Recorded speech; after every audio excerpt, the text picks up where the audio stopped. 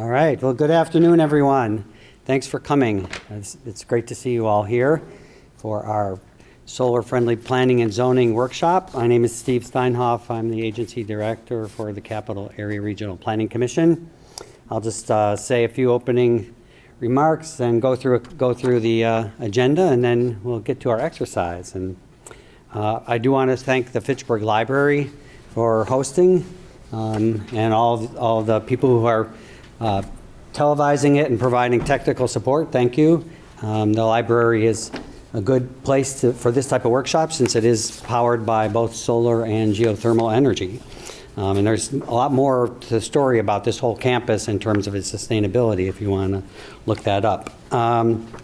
So here we are. This is part of a broader effort to meet the goal of the Dane County Climate Action Plan of achieving 1/3 of our electricity generated by solar by 2030. And Kathy, how are we doing on that so far? Well, we're making, we have more rooftop solar in Dane County per capita than anywhere else in the state, so go team. But yeah, we have a ways to go. Yeah, right. Well, hopefully, the work will continue and you will get more and more demand for rooftop solar and other types of solar, and that's part why we're here today, is to learn how to accommodate and facilitate that demand and transition towards producing more solar-powered electricity. This is something that's widely supported across Dane County. CARPC led a regional visioning and planning process that culminated in a regional development framework. Included a survey of more than 8,000 people across the region who clearly said addressing climate change, including producing more renewable energy, was a top priority throughout the region. So it's happening, it's supported, so now we want to make this happen. This type of transition to renewables does mean significant changes to our energy systems, including what we're here to talk about today, how governments can establish intentions and commitments, plans, and the rules and policies to carry them out, zoning. And so I will move to the next slide here. So you see the comprehensive and neighborhood plans. So Sean Higgins, the senior community planner with CARPC, and Chris Klesmith, neighborhood planner and economic development specialist with Stevens Point, are going to discuss ways that comprehensive and neighborhood plans can support solar energy installations. And then when it comes to the rules and policies, after the break, Maria Moore, Community Development Technician, and Adam Kuhn, Associate Planning and Zoning Administrator, also with the City of Stevens Point, will discuss the challenges, opportunities, and outcomes of developing the city's solar-friendly zoning code, which ultimately helped them achieve a gold level SolSmart designation. So I know many of you are from communities that are seeking that SolSmart designation as well, so it'll be great to hear. To set the stage for this, and on the first, we have Nick bookmarks, bookmark either end of the content. So the first bookmark, Nick Hyla, well, did I say that right? Yes. Excellent. Will describe the growing solar energy industry in Wisconsin and how communities can benefit from positioning themselves as partners and leaders. And the other, Nick, bookmarking the other end, Nick Akins, project manager at Full Spectrum Solar, will share his experience navigating this local zoning and permitting requirements for commercial and residential projects, as well as suggestions for facilitating solar development while protecting health and safety. And that we have also group exercises. Caitlin, do we jump into this exercise now, or did you want to do introductions around the room? Up to you. Yeah, let's just go. I think it's nice to know who's in the room. So just, maybe do a quick name and affiliation. You want to start? I'm Mark Roffers. I'm a consulting planner, and I work for a number of towns and villages in the area. I'm Scott Shortenthaler, Dane County Zoning Inspector. Rachel Holloway, Dane County Assistant Zoning Administrator. Nick Owen, Mount Horeb Village Administrator. Tim White, Mount Horeb Trustee and Sustainability Committee. Andrew Weber, Community Economic Development Director for McFarland. Colin Kopp, Associate Planner for Elizabeth Farm. Okay, you want to start over? Sarah Sauer, planner with the City of Sunbury. I'm Laura Jepson. I'm an assistant planner with the City of Monona. I'm Kelly Hilliard, the Sustainability Coordinator for Middleton. David Lonsdorf, Town of Verona, board member. Ramona Flanagan, City of Edgerton Administration.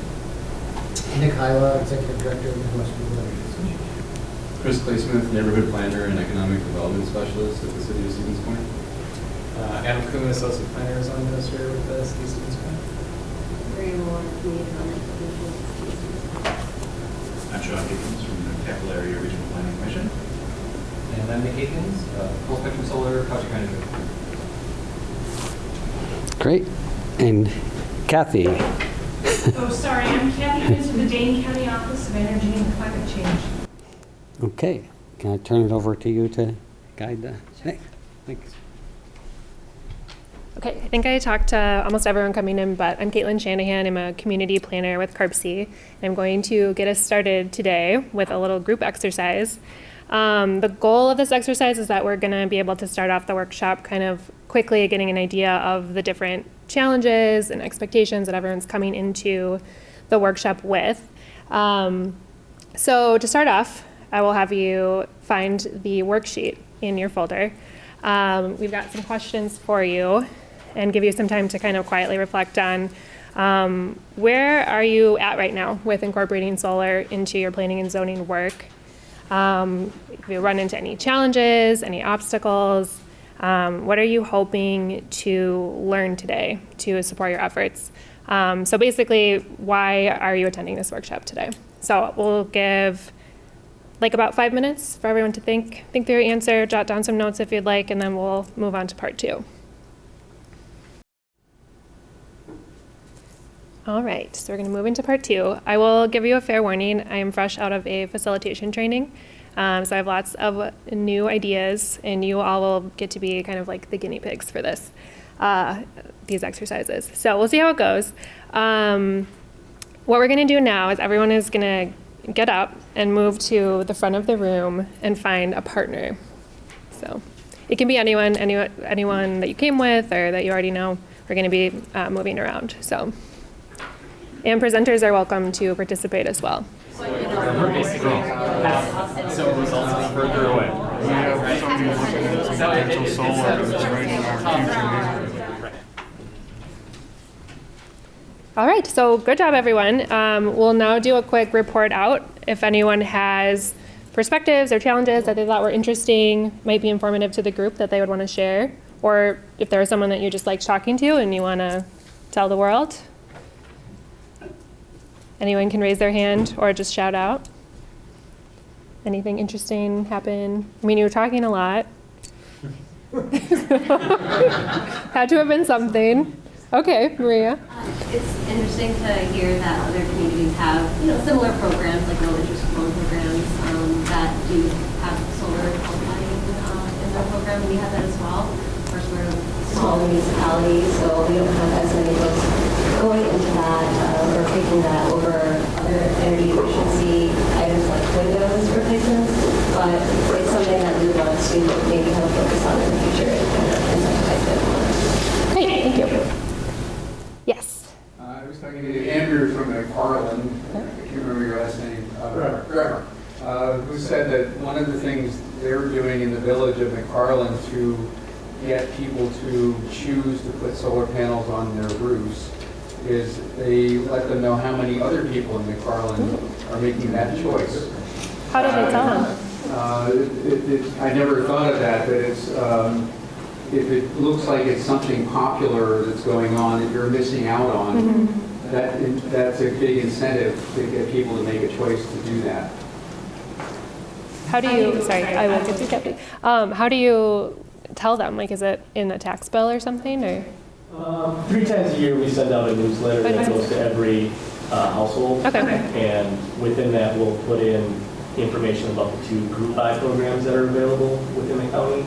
And then we'll put in a little blurb about how many solar permits we've issued within the last year or the last couple of years. Okay. Very cool. It also makes it less scary, I assume. True. So you're not the only one, you're the first one to do it. No one will make fun of you. Kathy? I just have to add there that there is national research that the best predictor of someone putting solar on their home is if they can see someone else's solar from their home.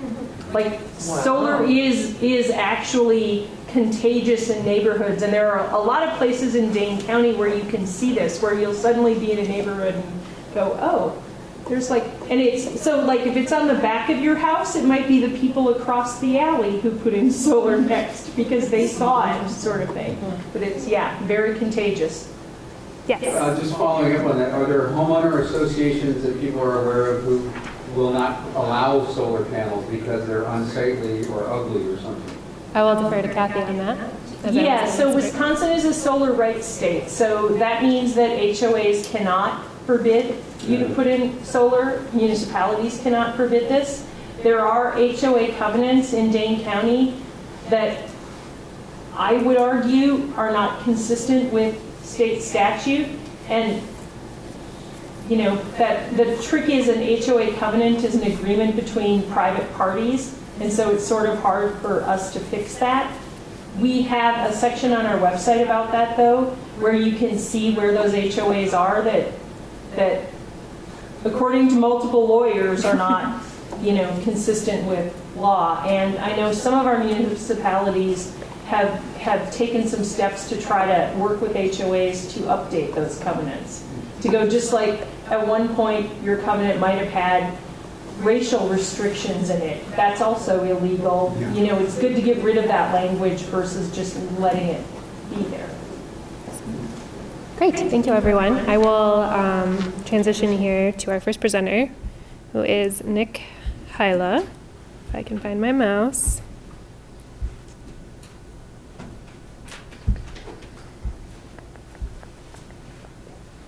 Hi, that's me.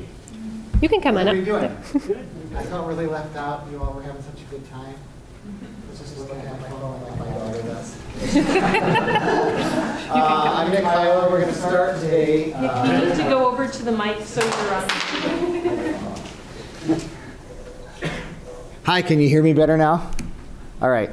We'll start today, open aperture, just kind of talk about some market trends, and I'm hoping that you'll ask questions. I'll generally keep it relatively basic, but we can dive into any topic that interests you, and then we'll end with some of our past history of support for SolSmart designation and some resources that we have available, and then it looks like in the agenda we'll get more specific as we go.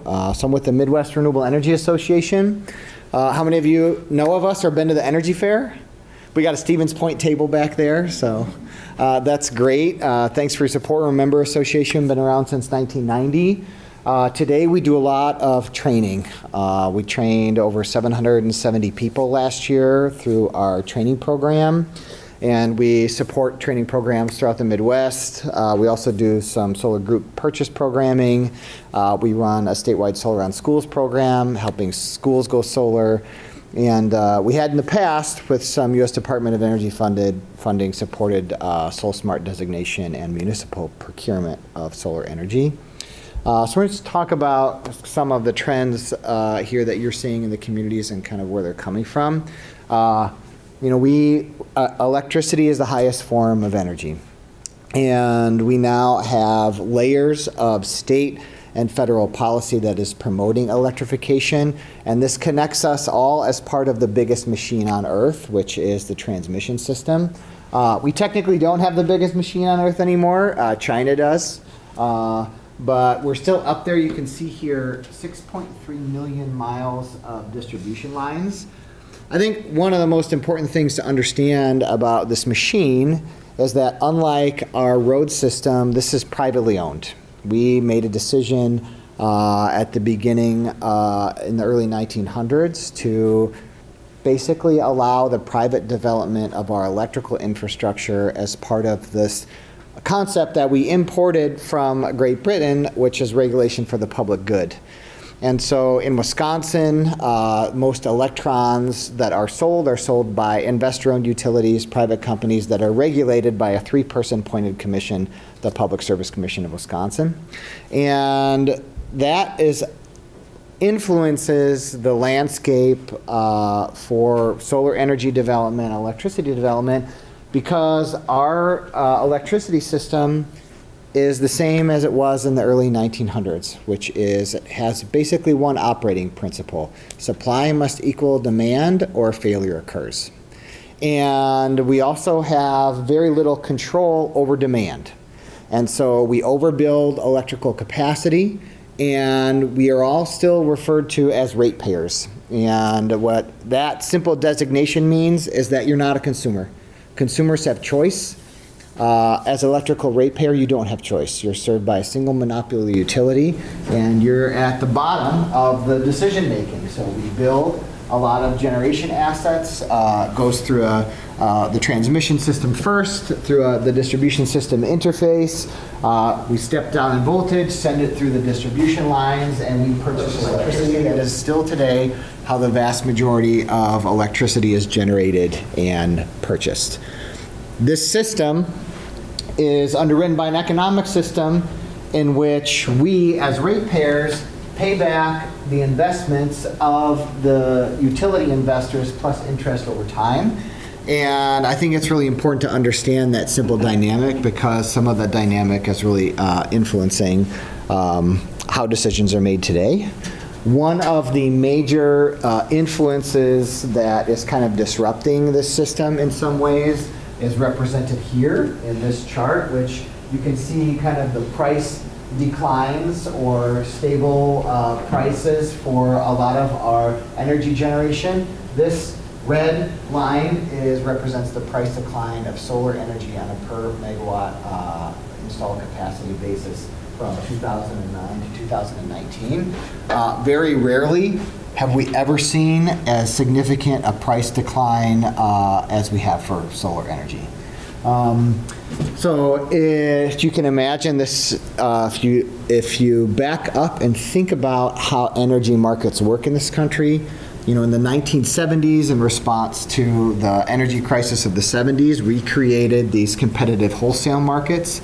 These wholesale markets, in many ways, determine the electrons that are delivered to your home and business, and they're done through an auction mechanism where the cheapest power sources are sold first. And that simple construct is what's putting pressure on nuclear plants across the country, on coal plants across the country, and what is resulting in solar and wind energy being consistently the leading source of new energy generation capacity addition in the United States for the past decade. You can see here, if you look at this chart, the dark bar at the bottom is installed capacity of solar per year in the United States.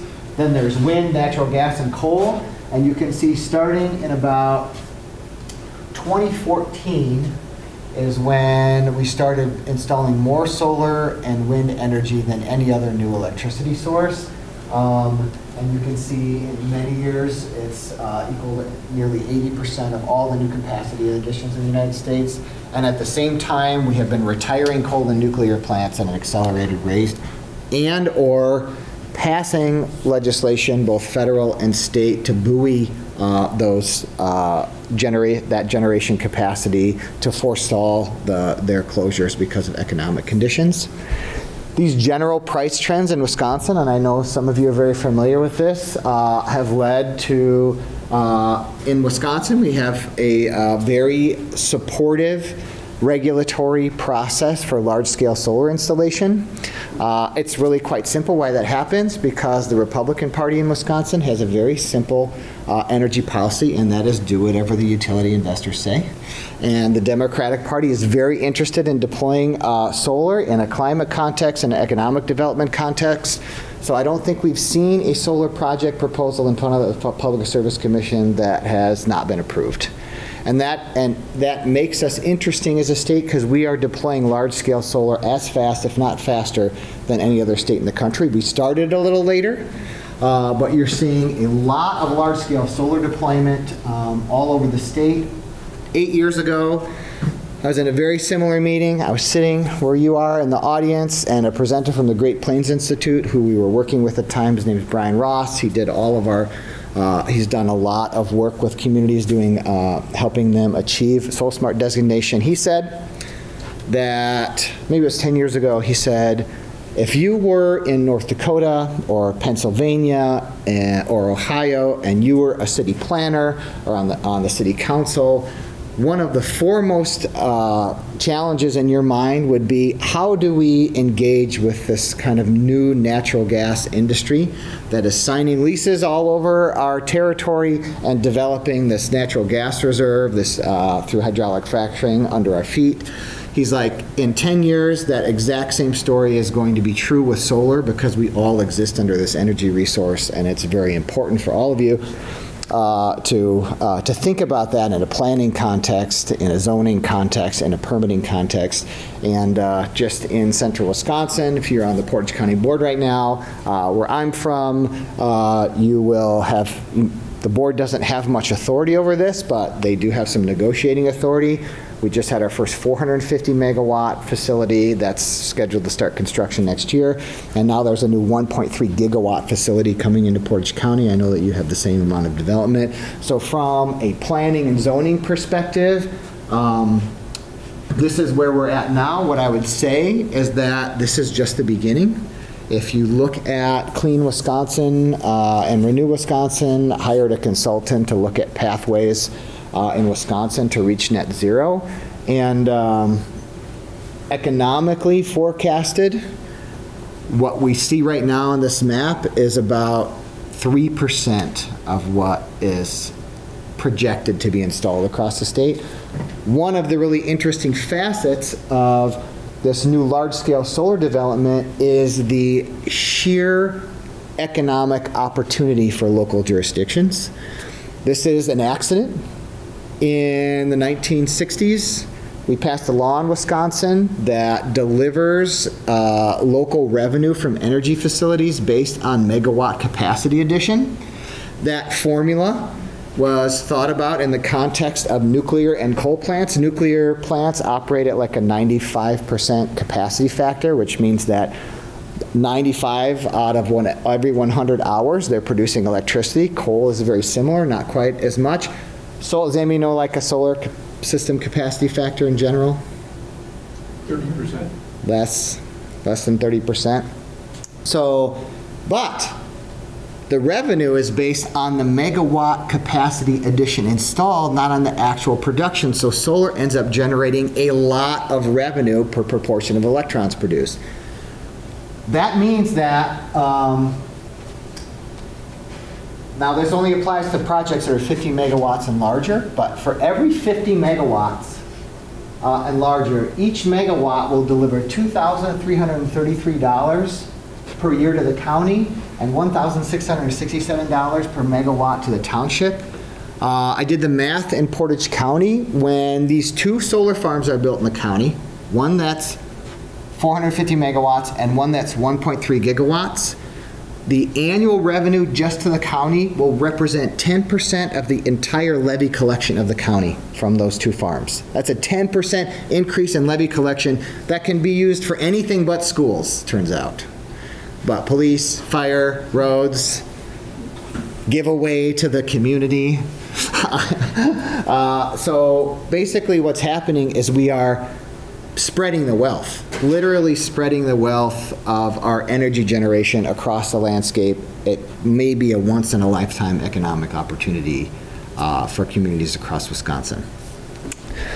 That's happening on one side. Well, I think what's really important to recognize is that whether it's a solar farm or a wind farm or a nuclear facility or coal facility or gas facility, all of those facilities, these large-scale facilities that plug into the transmission system, they're all part of the same system. Lawrence Livermore has modeled this for decades, looking at how energy is produced and used in our country. This is a map of that. This is all the sources. This is all the end uses. What you'll recognize in this diagram is that 67% of all the energy that we put into the system is rejected. Means it provides zero useful service. This utility system that we operate, this top-down, overbuild capacity, don't control demand, that system is incredibly wasteful. If you think about it in the context of energy efficiency, right? So this is maps out the efficiency losses of using electricity to pump water in a standard building. And what you'll notice is at the power plant, if you put 100 units of energy in here, you're only getting 10 units of energy out. So if you think about that from an efficiency context, for every 1 unit of energy that you save here, you save 10 times the unit of energy at the point of combustion. This just represents the value of efficiency in our system.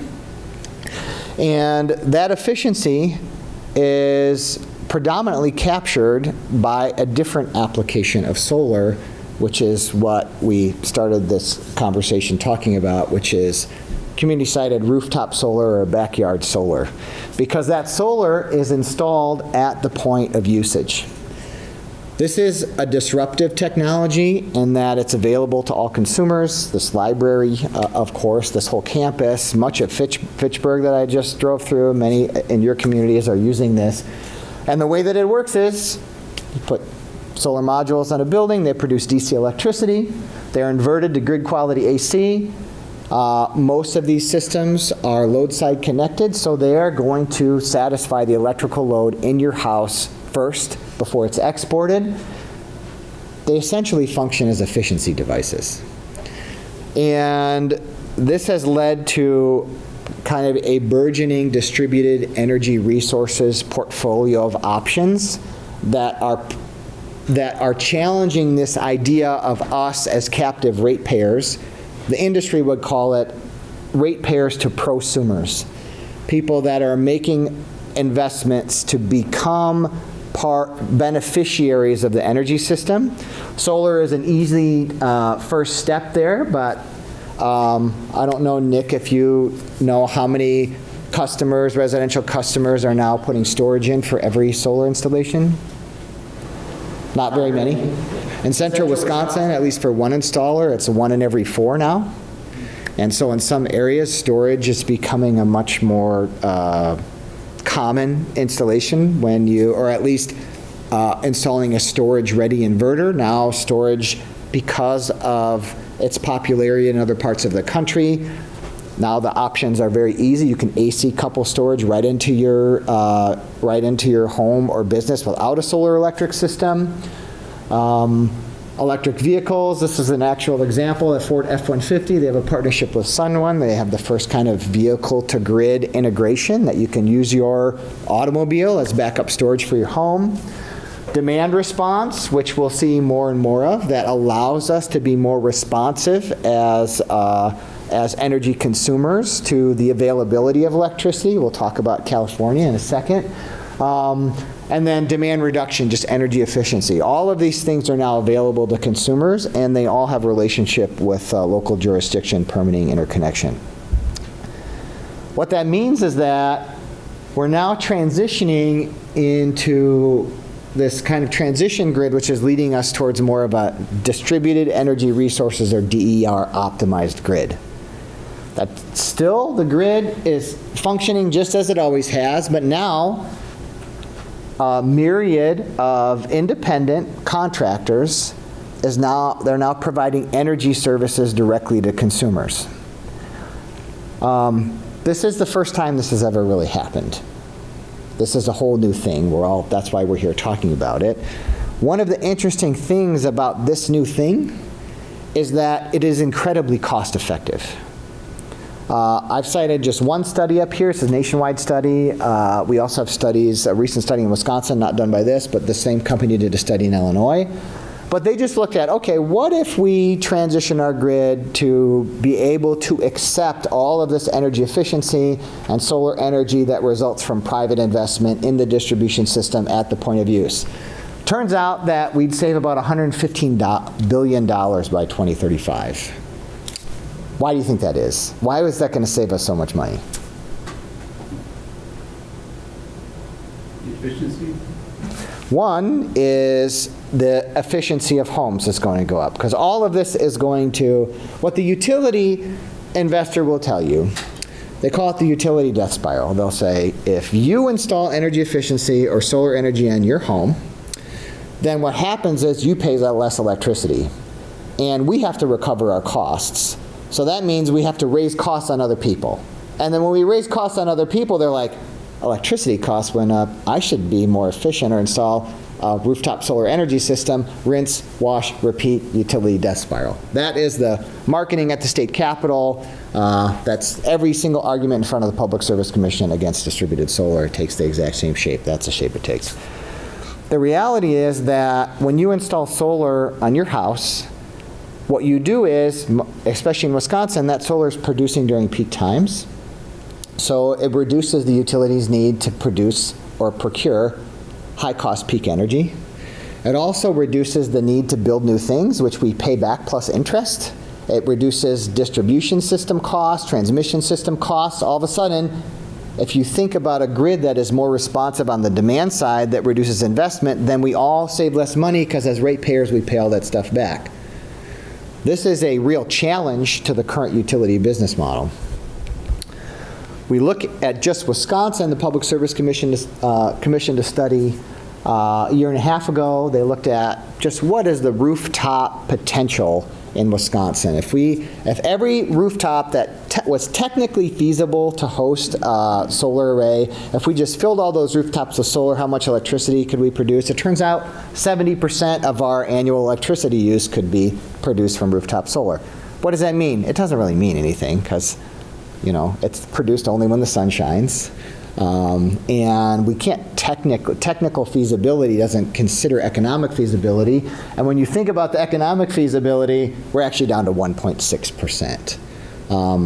The most important thing, though, is to look at the modeling in this chart here, which is just the projected. If you just look at the baseline, that is nothing changed from this study was done before the passage of the Inflation Reduction Act. If you just look at that red line, that means nothing else is going to happen. Just look at the continued growth. If you model that out by utility territory, I thought I had another graph in here, but if you model that out by utility territory, what we're looking at is basically installing 10 times more solar every year. Which means that from a municipal context, that means more permit applications, more interconnection. It just means more. And that is without a single change in the policy landscape.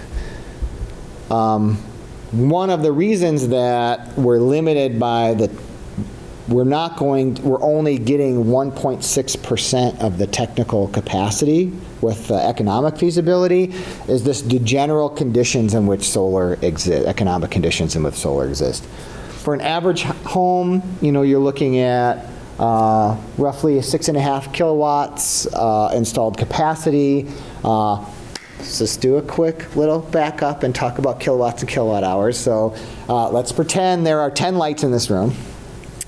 And the Fitchburg Library wasn't as efficient as it is. So we're just going to pretend that each of those use 100 watts, which they don't. They probably use less than a watt. But let's just pretend there's 10 lights. They use 100 watts. That's 1,000 watts. That's 1 kilowatt, right, of lights. When the lights are off, how many kilowatt hours are we using? 0, right? We turn the lights on for 1 hour. We use 1 kilowatt hour. How much is that kilowatt hour worth? Anybody? Roughly 14 cents. In Wisconsin, it ranges from 9 cents to 17 cents per kilowatt hour based on the utility. But for 1,000 watts, 1 kilowatt for an hour, we pay 14 cents. The same is true for a solar PV system.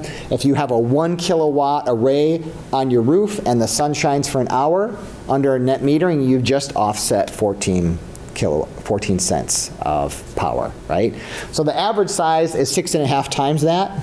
That's probably roughly the size of what's on that house. And then, it's restricted by the roof space on the house and the customer's willingness to pay. Usually it has to be south-facing the roof. East and west faces work fine. It's a 20% discount on the production, but still qualify for the state focus on energy rebate. Can't really be shaded by trees, should be a relatively new roof. You can this is a picture from Google Sunroof, so anybody who's out there who's interested, if you use this, anybody use this in the community, like in a planning context, much more available in Wisconsin now, so you can actually just go in there and look throughout the city and look at the solar potential to the city using Project Sunroof, or you can search for your home. I think they have lead generation on this now, where like you can contact a solar installer through Project Sunroof. I don't know, I haven't used it in a little bit. But this is how it pays for itself. So in Wisconsin, what utility territory is here in Fitchburg? Is this Alliant Energy? MG&E and Alliant. So we're in Alliant territory, but in Alliant territory, in a net metering context, what net metering is, in Wisconsin, most of us benefit from net metering. Net metering is that the utility will offset my utility bill based on my solar production at the retail rate that I'm charged, right? So if I'm getting paid if I'm paying 14 cents and I have a rooftop solar system and I produce a kilowatt hour of electricity, then that's basically acting as an efficiency device as if I didn't use that kilowatt hour, right? That's net metering. However, in Alliant territory, there's a monthly true-up. And so what we're seeing here is that every day when the sun comes out, this is my electrical usage. The sun comes out and I zero out my electrical usage during that time. Day over day for the month, we look at the monthly production. And what you'll notice is for a solar electric system, that's the yellow bar, is that in Wisconsin, it produces more electricity during the summer months. However, electrical usage often doesn't correspond, especially if you're using electricity for heating. So in this particular example, you can see that this house is actually using more electricity in the winter months. That's like my house. I have a fully electric home. So we have an air source heat pump. I have an electric resistance boiler, off-peak boiler. This is probably close to what my house looks like. But in a net metering context, if you were to install a solar electric system to get all of your winter load, then you would be significantly overproducing in the summer. And what happens in Alliant territory is that extra production by month is actually compensated at the wholesale rate. So instead of getting 14 cents, you're getting like 3 cents. And so most solar electric systems are economically right-sized for the customer to make the payback as good as possible, make the economics as good as possible. And so we're really looking at like 75% of the electrical usage is offset in most contexts in Wisconsin, because most utilities have a monthly true-up. That's not true in Iowa, it's not true in Illinois, it's now not true in Michigan, it's not true in Minnesota, but it is true in Wisconsin. Oh, here's the graph I was talking about. So this is the expected installed rooftop solar capacity by utility territory. And what you'll see is that the market potential for growth every year is significant across all utility territories. So there isn't a jurisdiction necessarily in Wisconsin that's in an investor-owned utility territory that isn't projected to see significant growth in rooftop solar adoption. And this is, again, prior to the Inflation Reduction Act. Now, what happened in just the last year and a half at the federal government is that we have passed legislation that is expected to invest more in energy infrastructure over the next decade than we've invested in the previous 30 years. So we're going to spend more in energy infrastructure in 10 years than we have in 30 years. That stacked bar graph right there on the right is the impact of the Bipartisan Infrastructure Act, the CHIPS Act, and the Inflation Reduction Act on a national basis. And what you'll see is, here's our cumulative spending in the 90s, 2000s, 2010s, and what we're expected to spend over the next decade. All of these bills do something a little different. Their sum total, however, is hard to get the mind around. This is an interesting graph. This is from the U.S. Department of Energy Solar Future Study. So this looks at today's grid. These are the sources of energy, like going into the grid. This is the total amount of energy that's generated into the grid. These are the end uses. This is the projection of the Inflation Reduction Act impact. Not only are we going to dramatically increase the amount of renewables, right, the plan, never has any nation ever in the history of the world built as much infrastructure as we are pretending that we're going to build over the next 10 years. It's never happened, but this is the plan. Can we build stuff in this country anymore? That's the question. But not only are we going to replace our fossil fuels with solar and wind, but we're actually going to increase the amount of electricity flowing through the transmission system because we're going to electrify transportation, we're going to electrify building heatings, loads. All of this from that money and our money, right? This is the impact expected just on annual cumulative solar energy capacity additions. You can see this light blue bar graph is pre-Inflation Reduction Act. This is post-Inflation Reduction Act. That's the expected impact of the incentives. This is jobs here. You can kind of see, we're looking at, these are big numbers, but 69% more solar than would have been. 682 additional gigawatts of solar. That's 5 times what we have today. Additional 200,000 jobs. The Wisconsin impact is about 90,000 additional solar homes. There are a lot of funding streams at work here.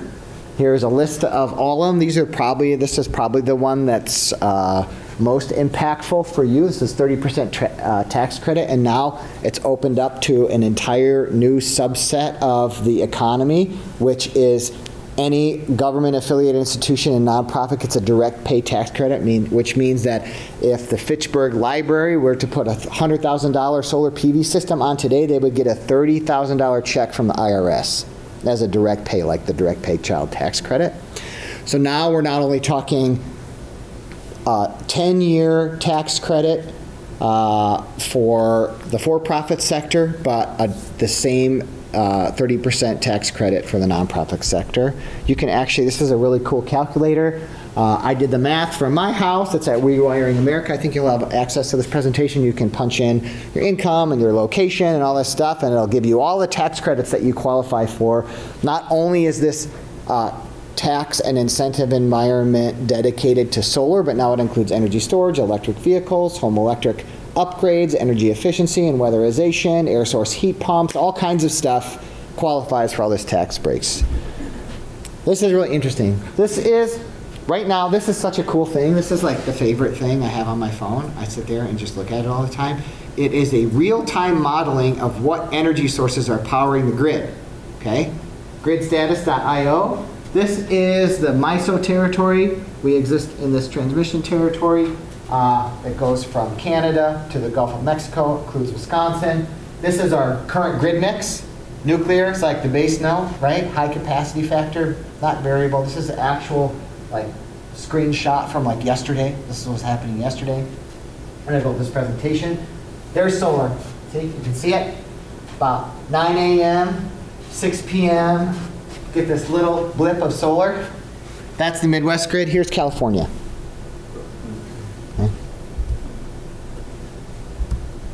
What starts in California comes to Wisconsin.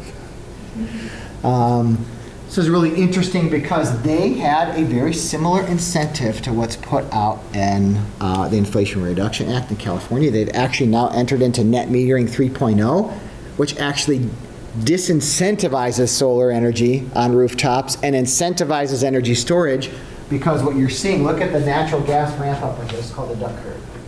Look at the ramp up required. This right here, this is deployed battery storage.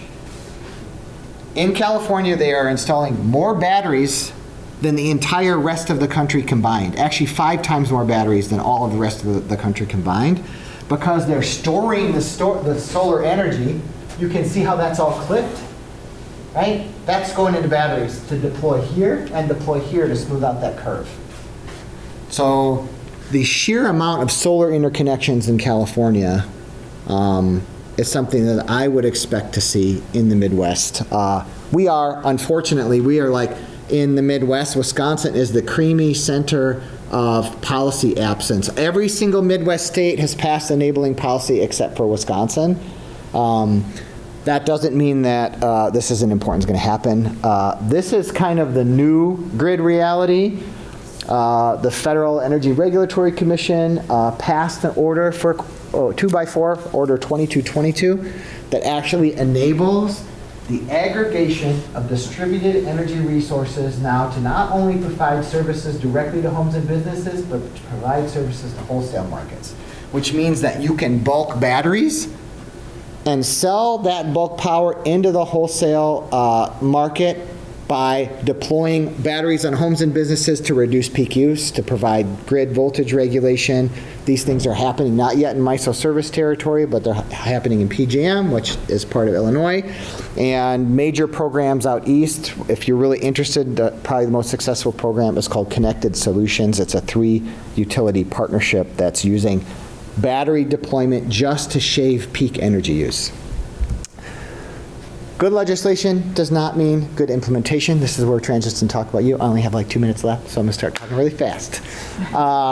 This study is really interesting. We spent all this money on smart meters, sent it to all the utilities. The utilities said they were gonna use it to save us all money by avoiding high energy prices, and they took 90% of the 7% of the profits for themselves.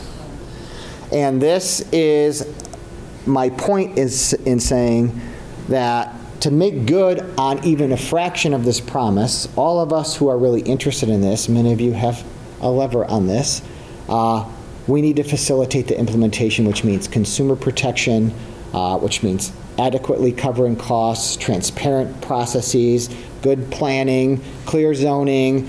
Not only are we having like this entire like incentive, not only do we have a bunch of utility tariff innovation, which is the basis for how people make money on this stuff.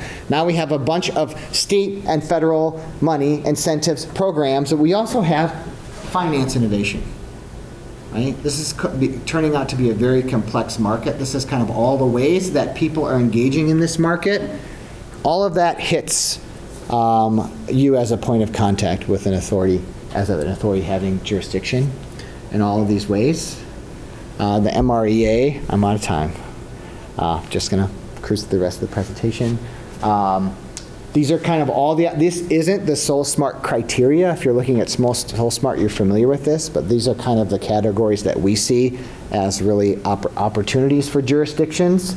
Probably the clearest one, and I know Nick will talk about that. I looked at his handout in your packet. It's awesome. Nice work. Very clear. The most important thing is clear information. How do we actually do this, both the installer and the consumer?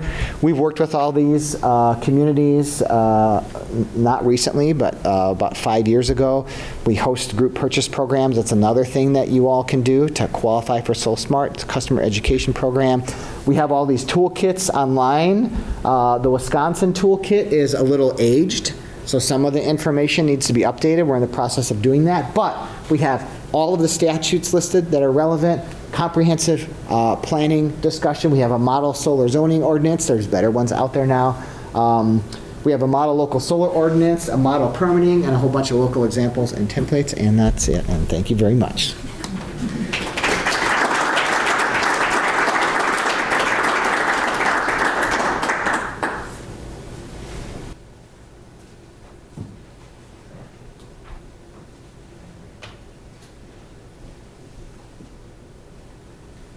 I can't answer questions for you, just so you know. You have to ask Nick directly. You know what they say about USB drives? You always get it inserted correctly on the third try. Does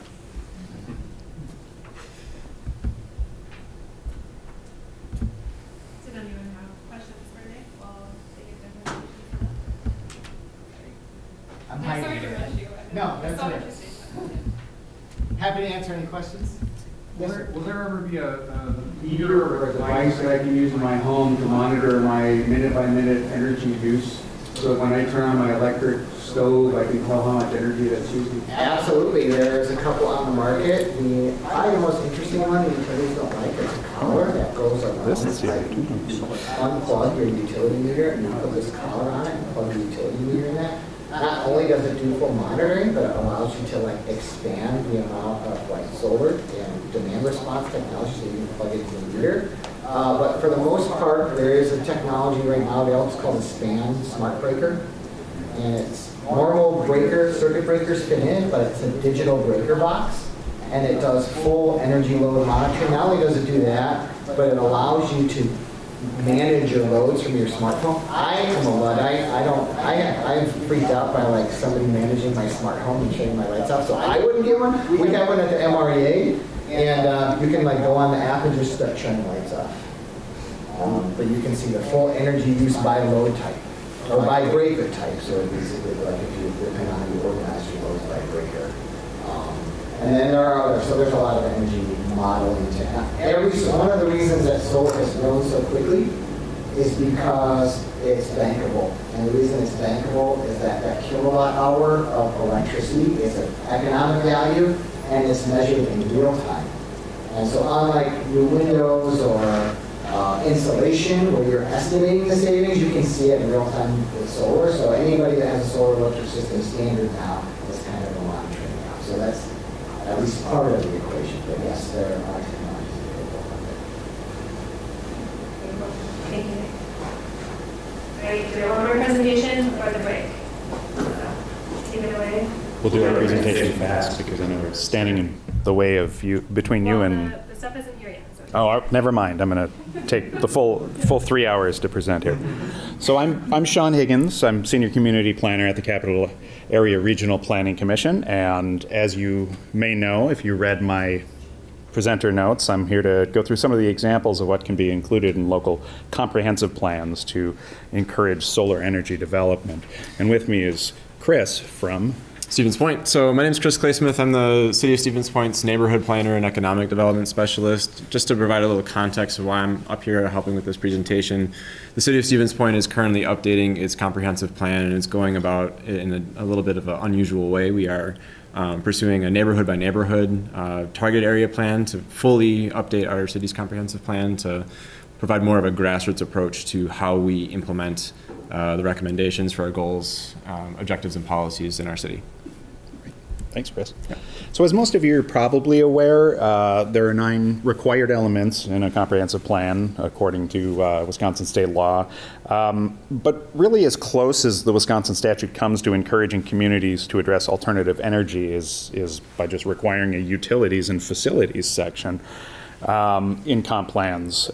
And most communities choose to really treat that as an inventory and a section full of maps just showing the orientation and position of different utilities. My Zoom copy.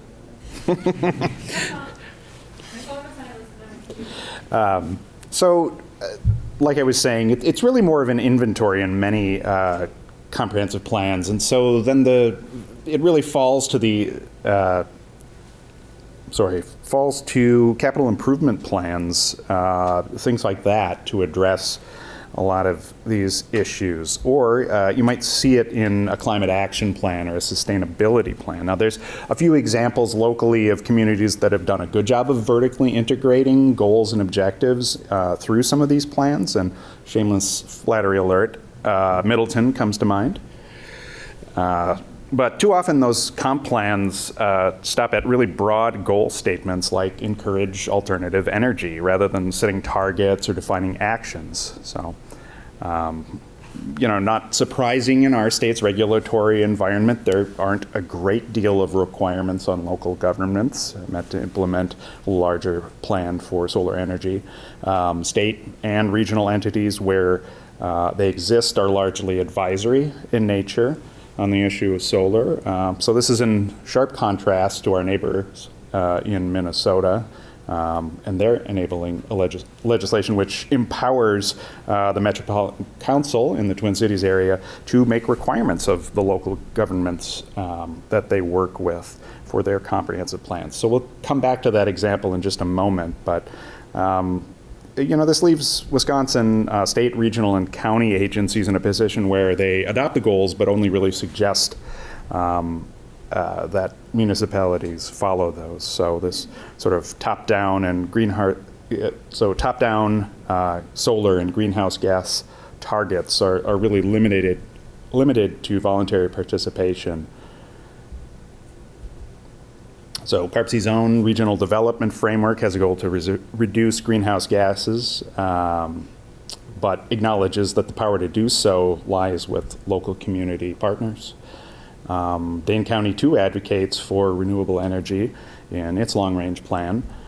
But in Dane County, the rubber, Okay. No. But Dane County, the rubber meets the road with the Dane County Climate Action Plan. The CAP offers a little preview of the recommendations that I'll discuss later in the presentation. They've established a goal of 1/3 of electricity generated through solar. So what steps can the county take to accomplish this? Implementations of projects on county lands and at county facilities, also in county-funded developments, and then a large helping of education incentives and assistance to local communities. So we'll take a look at Stevens Point as an example of how goals, objectives, et cetera, for solar power fit within the comp plan, and I'll turn it over to Chris. Sure. So I just wanted to touch base quickly on how we're integrating solar and renewable energy production within our city's comprehensive plan update process.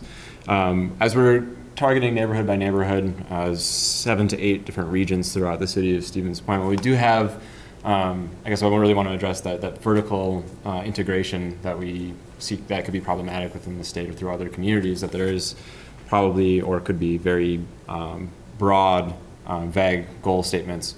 What we're really hoping to do within the local plans within Stevens Point is to integrate very specific recommendations about how we integrate solar production within our owner-occupied homes, how we are creating tools and resources for our renter-occupied properties, and how we might be going about incentivizing solar production on our larger scale commercial buildings. So we really look for opportunities to nest solar production in the utilities section within our comprehensive plan, but also within our economic development plans, because there are tools that we generate in our economic development element of our comprehensive plan that impact our ability to incentivize and create more solar production. Another step further, we do a very thorough inventory about what property types we have within the city of Stevens Point. So that way we are right-sizing the tools that we are creating. So if we're looking at owner-occupied homes, what is our total market capacity to incentivize or assist homeowners in deploying solar production on their homes? There's a very narrow window for some of our folks or residents within Stevens Point. Some might not be able to afford upfront the cost of solar production on their homes. Some folks might not be in a home ownership position, so we need to identify what our total opportunity is to implement the DER, having that deployment there on site.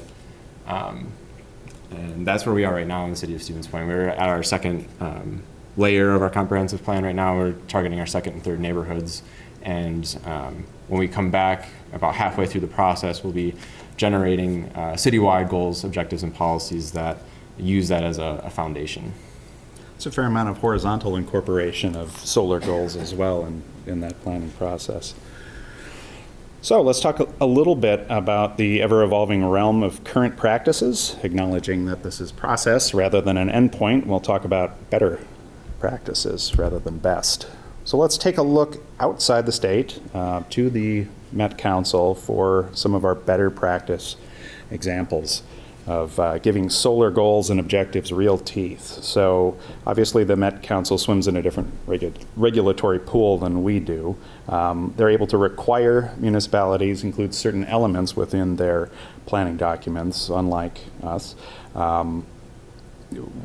who are just limited to suggesting. So the requirements they had were that all communities map solar suitability, conduct calculations about solar generation, adopt policies on development of access for sunlight, and then strategies to implement it, most importantly.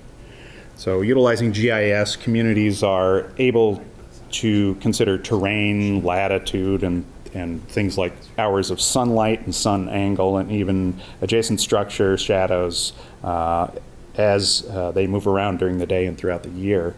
Our example here, St. Louis Park, quantified the community's current consumption, the generation capacity, and importantly, rooftop solar generation potential. Other development, think about road construction, often quantifies benefits in terms of new job creation. Quantifying the benefit of solar projects in similar terms would be a great start. Renewable energy tech obviously opens up some new markets for contractors. And one additional layer of the co-benefits that we're expecting to see through solar integration into our community is also not just a job diversification, but increase in annual income for our community as well. As we see a diversification of our jobs, our job base within central Wisconsin, we are hoping to see some vertical growth for our community as well. Yeah. So when authoring those comp plans, talking about quantifying the economic benefits is really crucial. So piggybacking solar with other uses to add habitat value, for example, seeding ground cover that attracts pollinators, can provide some useful or much needed ecosystem service, replacing marginal farmlands in larger blocks, or stabilizing soils in buffer strips to lower stormwater runoff volumes that may be carrying valuable topsoil off into local water bodies, or stopping nitrates from entering surface waters as well. Several farming practices can be complementary to solar installations. Areas less suited to conventional row crops due to the terrain, for example, western Dane County and the driftless area in western Dane County could be used for livestock grazing or haying. Again, planting ground cover there that can feed colonies of bees, and I'd also add attract native solitary bee species. These are especially important. Those insects hit way above their weight class in terms of pollination, often pollinating hundreds of times of what conventional honeybees are able to accomplish. So apiaries with solar can be co-located near orchards or other flowering vegetable patches that require those insects for pollination. All right, so first off, let's start with framing solar in your comp plan as a development practice that's conducive to many land uses, rather than treating that as a land use unto itself. Too often, solar is treated sort of as a subset of a utility type zoning. Address those perceived and real nuisances of solar in your document. So one commonly cited nuisance of solar arrays is glare. However, levels of glare from solar arrays are really no different than the glare off of most curtain walls in buildings. So it's really kind of a false fear. Solar in many people's minds is still large scale utility solar, and we obviously know that isn't the case. Solar cells can be almost any size and placed in a lot of locations, largely out of sight, and can coexist alongside other land uses. So it isn't just multiple thousands of acre solar farms that we're talking about here. Another common misconception in the discussion of solar is that it's some sort of either or proposition, linked to this notion that somehow solar is a standalone land use. Either you have 1 acre of solar, or you have one apartment building complex. Either you have natural areas or a solar array, and really that's not the case. Now, admittedly, there will be occasions where there'll be a genuine conflict between community development goals for certain sites, between those goals and energy generation goals. But most of the time, there is room to meet solar as well as other development goals within a project. So I wanted to quickly touch on setting appropriate goals and targets at the local level, because this is I would say a difficult topic for us to quantify very accurately, as Nikayla pointed out earlier, that we might have a target in mind or a plan that we might be reaching for. But at the neighborhood planning level, we try to strive for what the residents see as an attainable goal.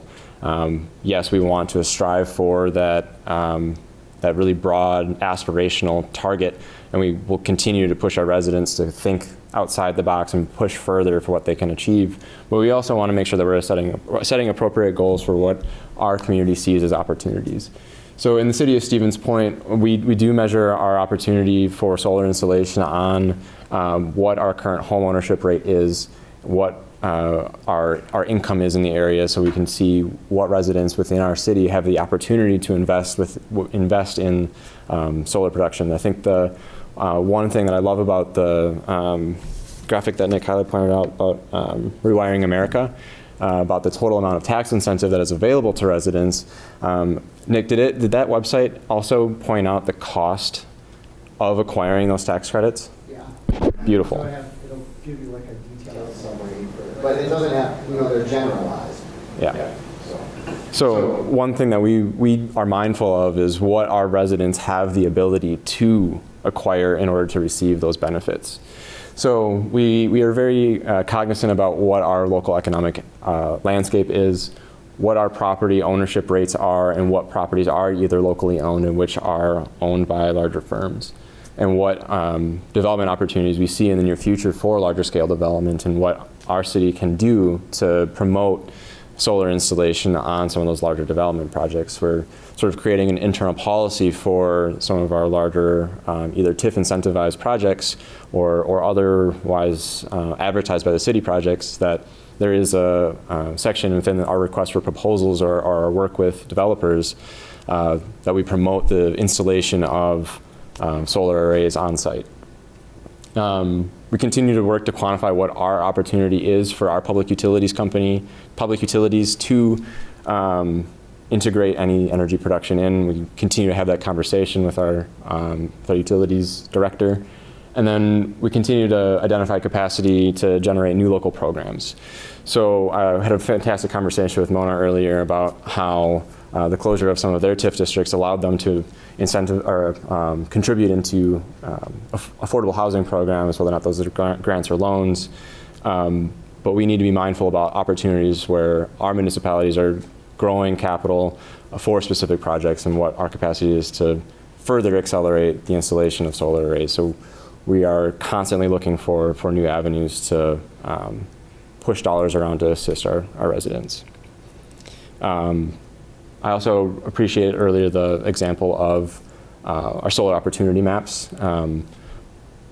We are lucky in the Stevens Point area to be housing the University of Wisconsin-Stevens Point. We have a fantastic relationship with the Center for Land Use Education and all of the planning professors at that campus that are actually assisting us in generating our own solar suitability maps in Stevens Point, and what our opportunities are and whether or not we're maximizing or striving for that aspirational goal of becoming a more sustainable community. Lastly, I wanted to touch base on this. This slide is the most important to me. Diligence is excruciatingly important for our department. We have a department staff of about 12 folks, but we have about 2 planners on staff below our director, and we are required to be consistently monitoring our plans, whether or not we are keeping our city administration to those plans and having honest conversations with them that might be difficult. It requires a significant amount of political willpower from city staff in order to have those conversations on a regular basis about whether or not we're striving to achieve those solar installation goals in the community. I think that's all we have. Yeah. And I think we're back on track now, right? Almost.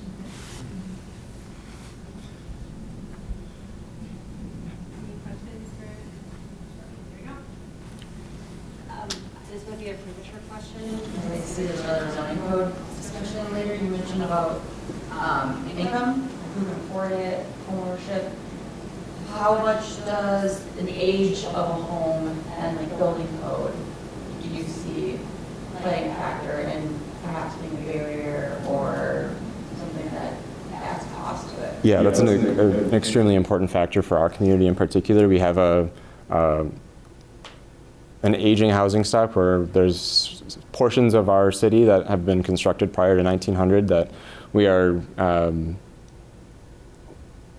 I would say installation of solar utilities on those neighborhoods are a little less of a priority for us. And how we've come to address that is the combination of a housing modernization loan program that is available for solar installation, but folks can use that for other rehab or improvement costs that might be beneficial for energy efficiency, but might not be ready for the installation of solar arrays. So that's another reason why we've taken the approach of neighborhood by neighborhood, kind of constructing a comprehensive plan on an annual basis. So the loan program that you have, how do you structure that? Tell me more about your question.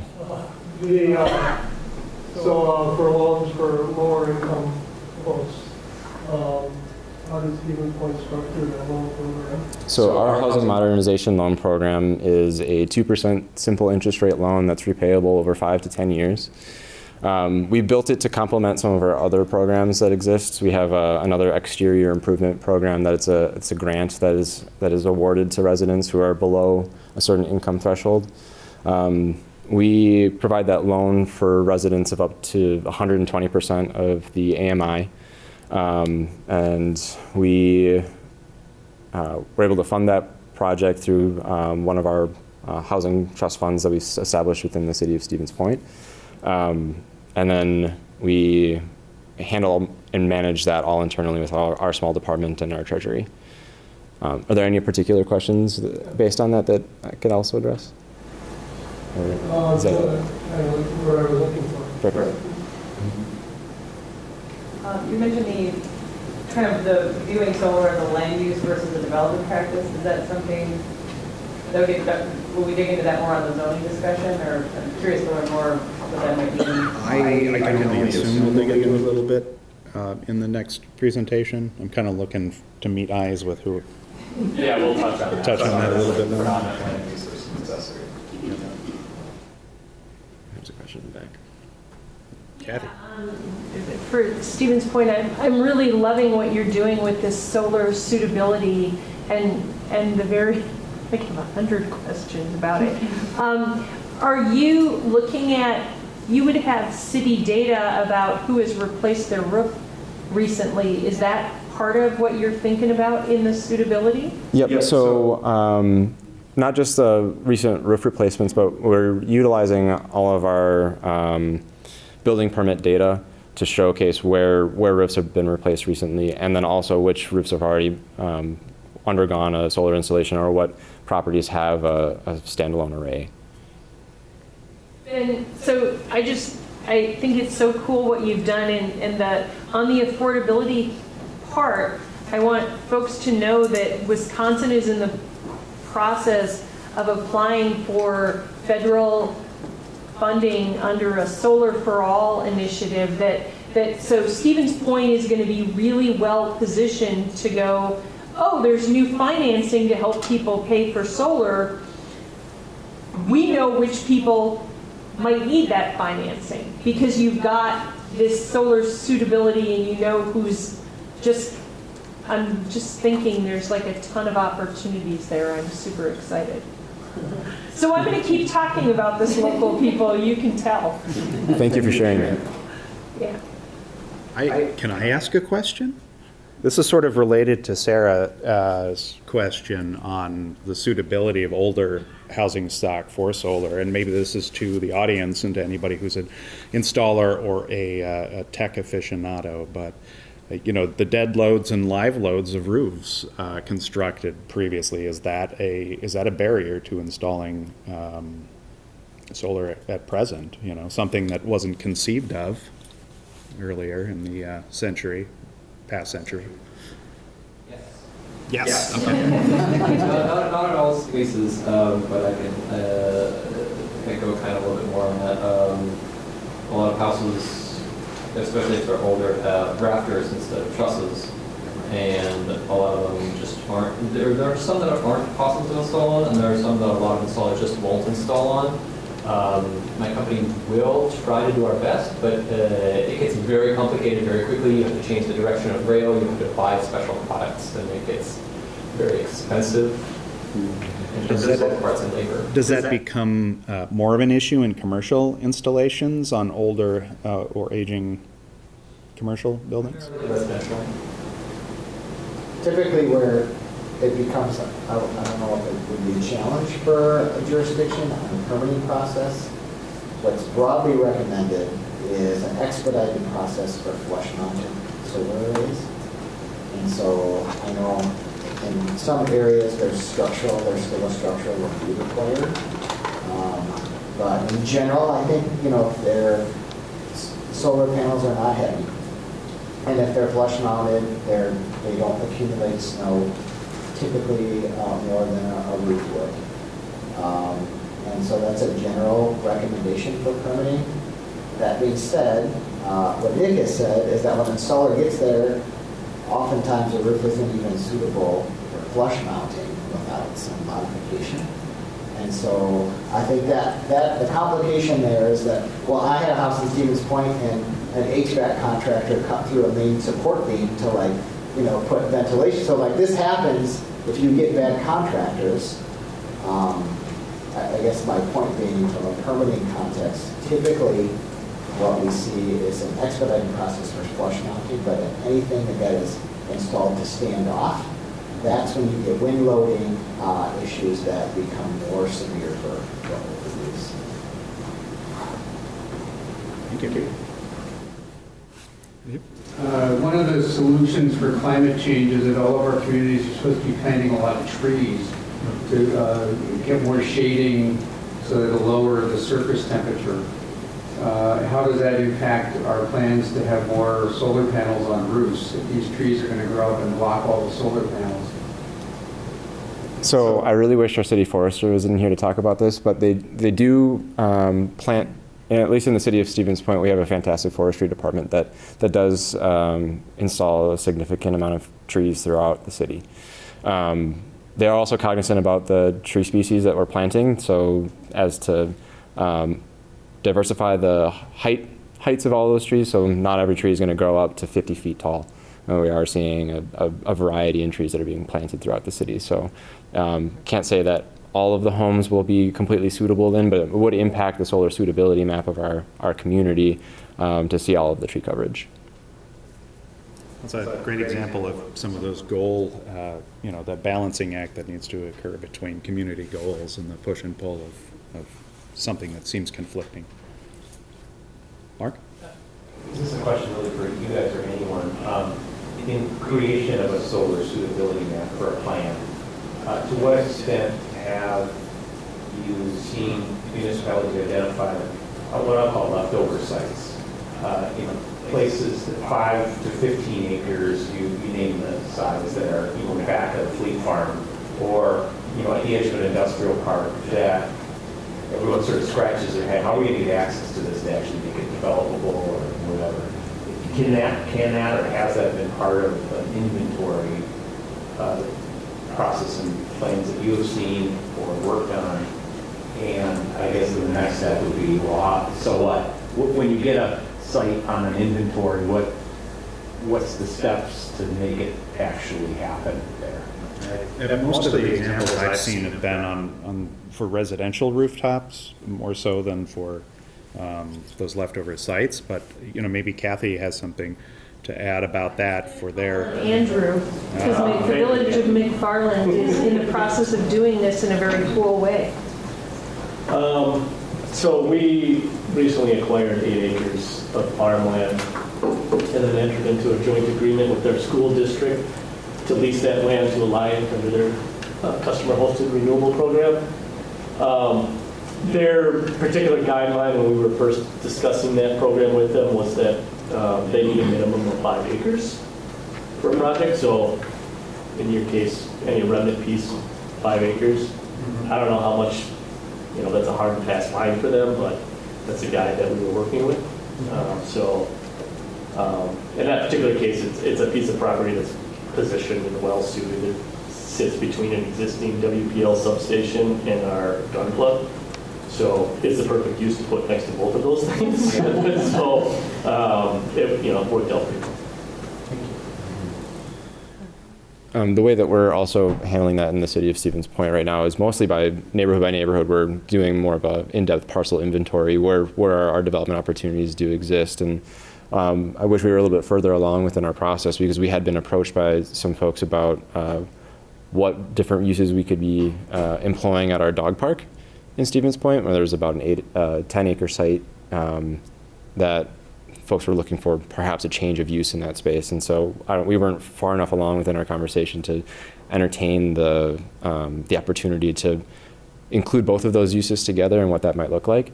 That's, again, part of the reason why I brought up the slide to mention diligence and how we have that conversation honestly with our local officials, because that might have been an opportunity if we had the political willpower at that time to handle that conversation.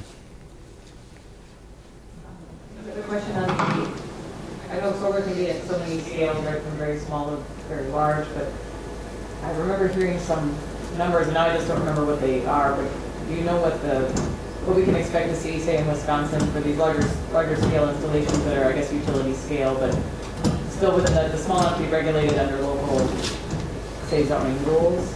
Like, are we looking at, isn't it up to between 5 and 30 acres or something like that, or what's the most likely size? Does anybody know? I could throw that to the room. We've like lumped the last two conversations together, so when we're talking about like suitability, in Wisconsin, I think it's important to understand in today's context, there are really two contexts for solar development. First is load connected, because that's the real only economic context. So you have to have a solar PV system connected to some meter that's using electricity.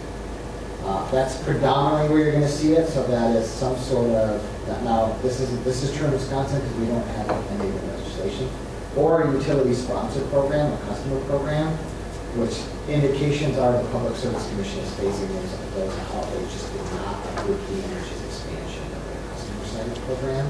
And so in your particular context where the utility is entering into a land lease this sort of space, and then the same with the large-scale solar projects. So we don't necessarily, we had some legislation that didn't get out of committee to establish community solar, which would have made those parcels very valuable because it would allow subscribers, like ratepayers, to be subscribers and off-takers for that electricity.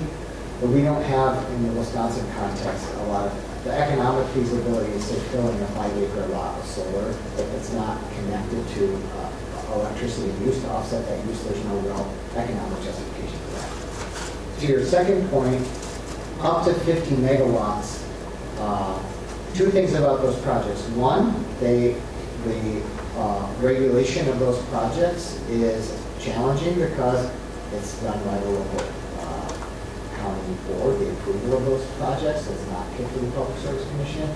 They also don't qualify for that energy revenue. It has to be fixed. So actually, I think, Kathy, it's 100 megawatts is still control in Wisconsin. 50 megawatts. So anything 100 megawatts or smaller, the county has to stay over it, but only over 50 megawatts is their revenue. We don't necessarily, what you don't see in Wisconsin are projects in that size, unless they're utility-sponsored projects, because there's no way for a private individual to monetize a project like that, because what would be required, what would happen right now is you would sell to the utility at their wholesale price, which isn't a feasible economic price. We do have the ability to interconnect projects like that. We have seen some, when Energy Renewables has done some with municipal utilities and cooperative utilities. And so it may be if you have a cooperative utility territory. I only say that because I'm not discouraging from a planning and zoning perspective of looking at those parcels as potentials. But right now, there's no economic feasibility for that. Now, I'll contradict myself and say, in the Twin Cities area in Minnesota, they,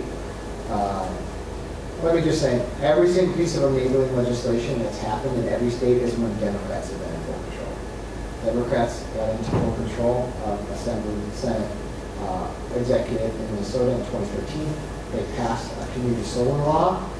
Within a year, every single interconnection point in the Twin Cities had some developer that had claimed it, and they built 800 megawatts of community solar.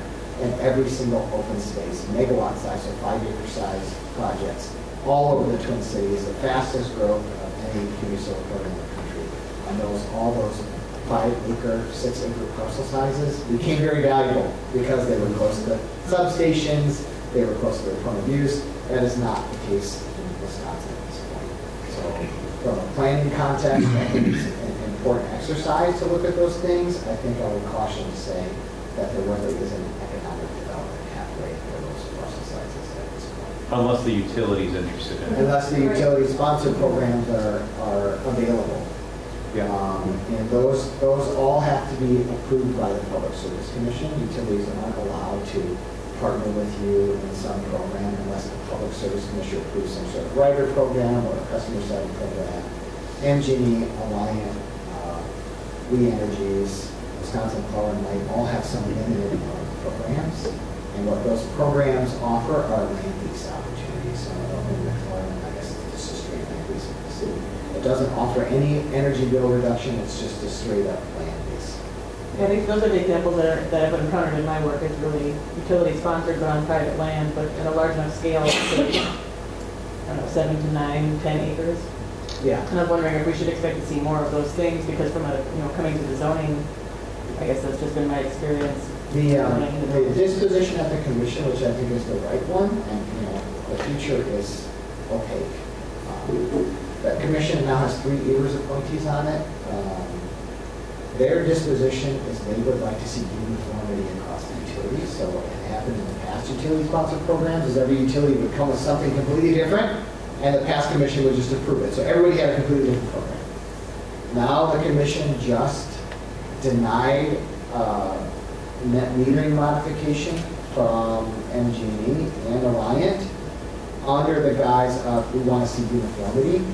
So I think if the utilities presented some uniform customer siting option, it could be approved, but nothing that I know is in the hopper right now. That being said, like I said, things could change, and next thing you know, that land becomes very valuable. So right now, that's not the context. So Nick, the thresholds for economic viability and then for who has control over it, the 50 and 100 megawatt sizing would translate to how many acres then? Yeah, so what you're seeing in Wisconsin is very large systems and small systems. So we have a bifurcated market. Meter connected, anybody that has a meter in suitable space, solar project. 100 megawatts and bigger. Why? Because the Public Service Commission approves it and the county doesn't have any control over it. And we have this interesting context in Wisconsin. It's called site require. We're unique in that way. And that it's kind of like this handshake agreement between the developer and the utility. The developer will put together a large project with the understanding that the utility is going to buy it as soon as it's completed. That allows the utility to avoid all of the strict regulations that are required to build a new generation plant, since a private developer is doing it. So what ends up usually happening is that the county or the local jurisdiction is not the first to know about a solar project. It's usually the private landowners that are, because they're approached by a development company, and it's usually a private solar development company. They put the project together. Not all developers are created equal, as you've seen in Boone County. Some developers are quite good at engaging the local township and the local planning commission, lots of education. Others, all of a sudden, there's a proposal of the Public Service Commission and everybody's caught by surprise. And so that's, right now, what we're really seeing is, when I say 100 megawatts, that's 6 acres per megawatt. So now you're talking 600 acres or greater developable size. There are 2 firms in Wisconsin that are doing what we call community scale, which is like 5 megawatt size, but those are pretty sparse at this point, and mostly in municipal cooperative utility territory. And that would be how many? for those. So those would be like 25 to 30, like sub 40 acre plots.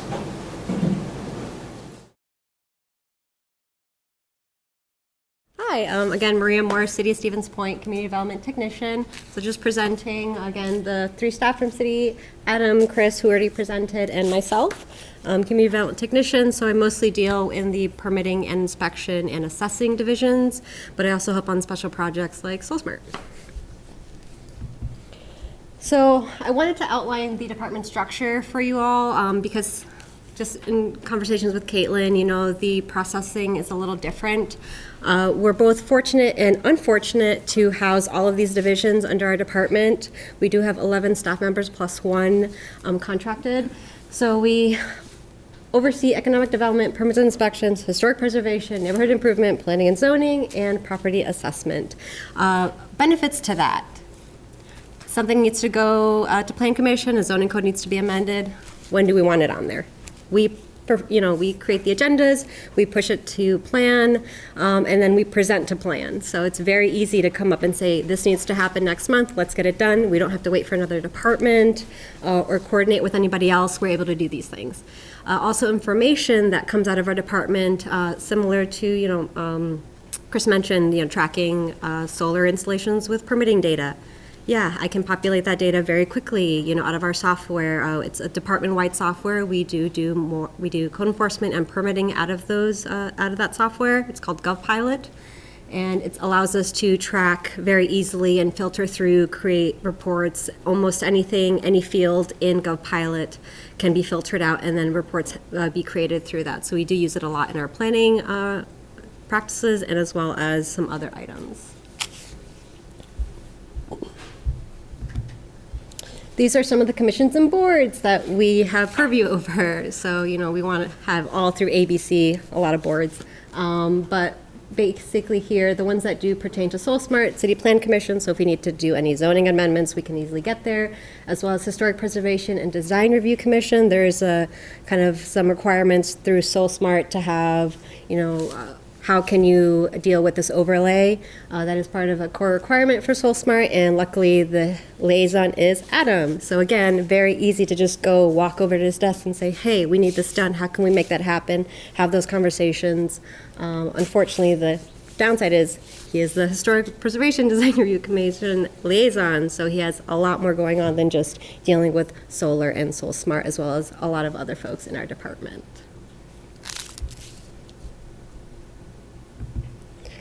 So this is Adam's section of the presentation. So he's going to review all of the zoning related items. Again, he's going to go into the definitions of it. But before that, I will kind of go through the timeline, the adoption timeline of procuring SoulSmart Gold. So all this occurred in 2019. We had our internal kickoff meeting in February. And just, bringing in staff members at the time. Adam wasn't with our staff yet. It was Kyle Kearns, who's now currently the director of community development in Wisconsin Rapids. But at the time, Kyle approached us and said, hey, we want to do this. Let's get it done. So we got together and started talking about it. Of course, things happened during that time period. So the next, one of the steps that we were able to complete prior to that between September and February was part of the SoulSmart criteria is you have to do training as well.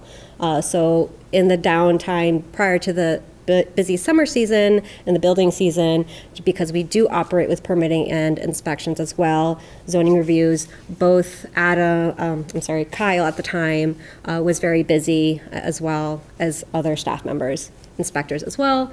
So in June, we were able to kind of grab all the data that we went through between April and May. We sat down with the inspectors.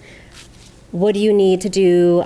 Part of those items are also in the criteria for SoulSmart. So we need to, how are we going to do the review process? What do you require? What are the minimums that you require? We don't want to make it overburdensome for applicants coming into our department and kind of going through the process of installer solar. So part of that process also is having conversations about fee amendments, again, because we're able to rapidly control the speed at which we go to commissions. We're able to coordinate, they're outside, so the Finance Committee, the Treasury Department, we still have a very good relationship with them, and we are just down the hall. So again, we're a smaller community of about 26,000 people, so it's, again, our staff kind of reflects that. But in that, we were able to create, associate permit fees to it, discussing, should we have separate applications? Is that going to be burdensome to the general applicant? Having fact sheets, all those are on our landing page for SoulSmart. In July, we were able to proceed with a public hearing and an official request from the city to amend the zoning code to clarify those solar uses and add those solar definitions, again, which Adam will kind of go through.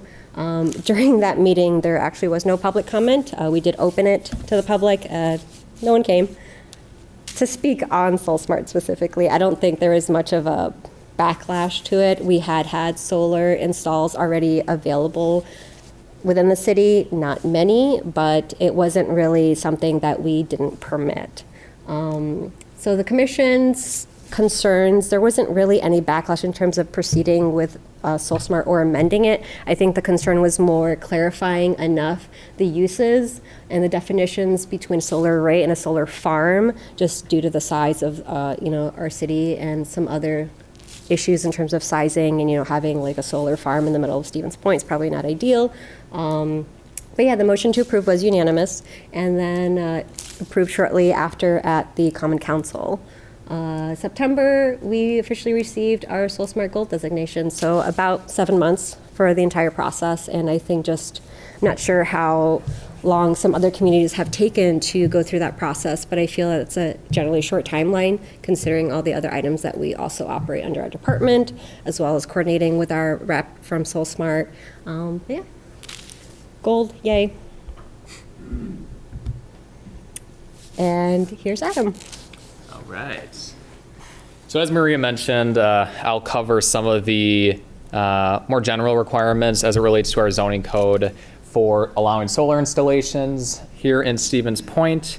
And at least my general opinion is that the definition section of a zoning code, or frankly any code of ordinances for that matter, is arguably the most important, because that substantiates anything else that's going to be referenced that addresses that later on in that document.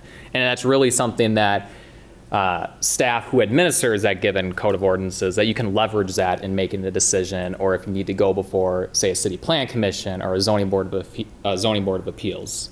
So here in our zoning ordinance, we have just 3 definitions pertaining to solar: a solar array, a solar collector, and a solar farm. Solar array is essentially this one definition that encapsulates both ground mount and roof mount solar systems. Solar collector, arguably, there's not necessarily a need for us to have a definition of the term solar collector in our code. The reason why we adopted this definition is really for internal consistency with some of our other code of ordinances, namely our local historic preservation ordinance, which, just as a sidebar, is super, super important for any of you folks looking to amend your zoning code to allow for solar development, is to make sure that it's consistent with other codes within your city that it might have jurisdiction over. If it's historic preservation, if it's, say, your property maintenance code, making sure that you don't have that disconnect between what code A requires versus what code B requires. And then the last definition, a solar farm, this is really a situation where the sole use of a property is for solar generation. And Stevens Point is in a situation where we really don't have much area to be considered to be eligible for a solar array, a solar farm designation. Really the only area would be on our far southeast side of town in our East Park Commerce Center. However, that's essentially slated more for industrial development, not for a solar farm type development. Next, and this is, I know there's some information included in the folder regarding accessory uses for solar installations. So here in Point, we consider a ground mount and a ground mount system and a roof mount system, a solar array, as a permitted use within all of our zoning districts. So as long as you work through Maria and I through a permitting process, you get a permit. That's really the only type of approval that's needed on the city side of things. A solar farm, again, if you have, say, a ground mount system, that's the sole use of the property. That is considered a conditional use, but that's allowed by way of a CUP within all of our zoning districts as well.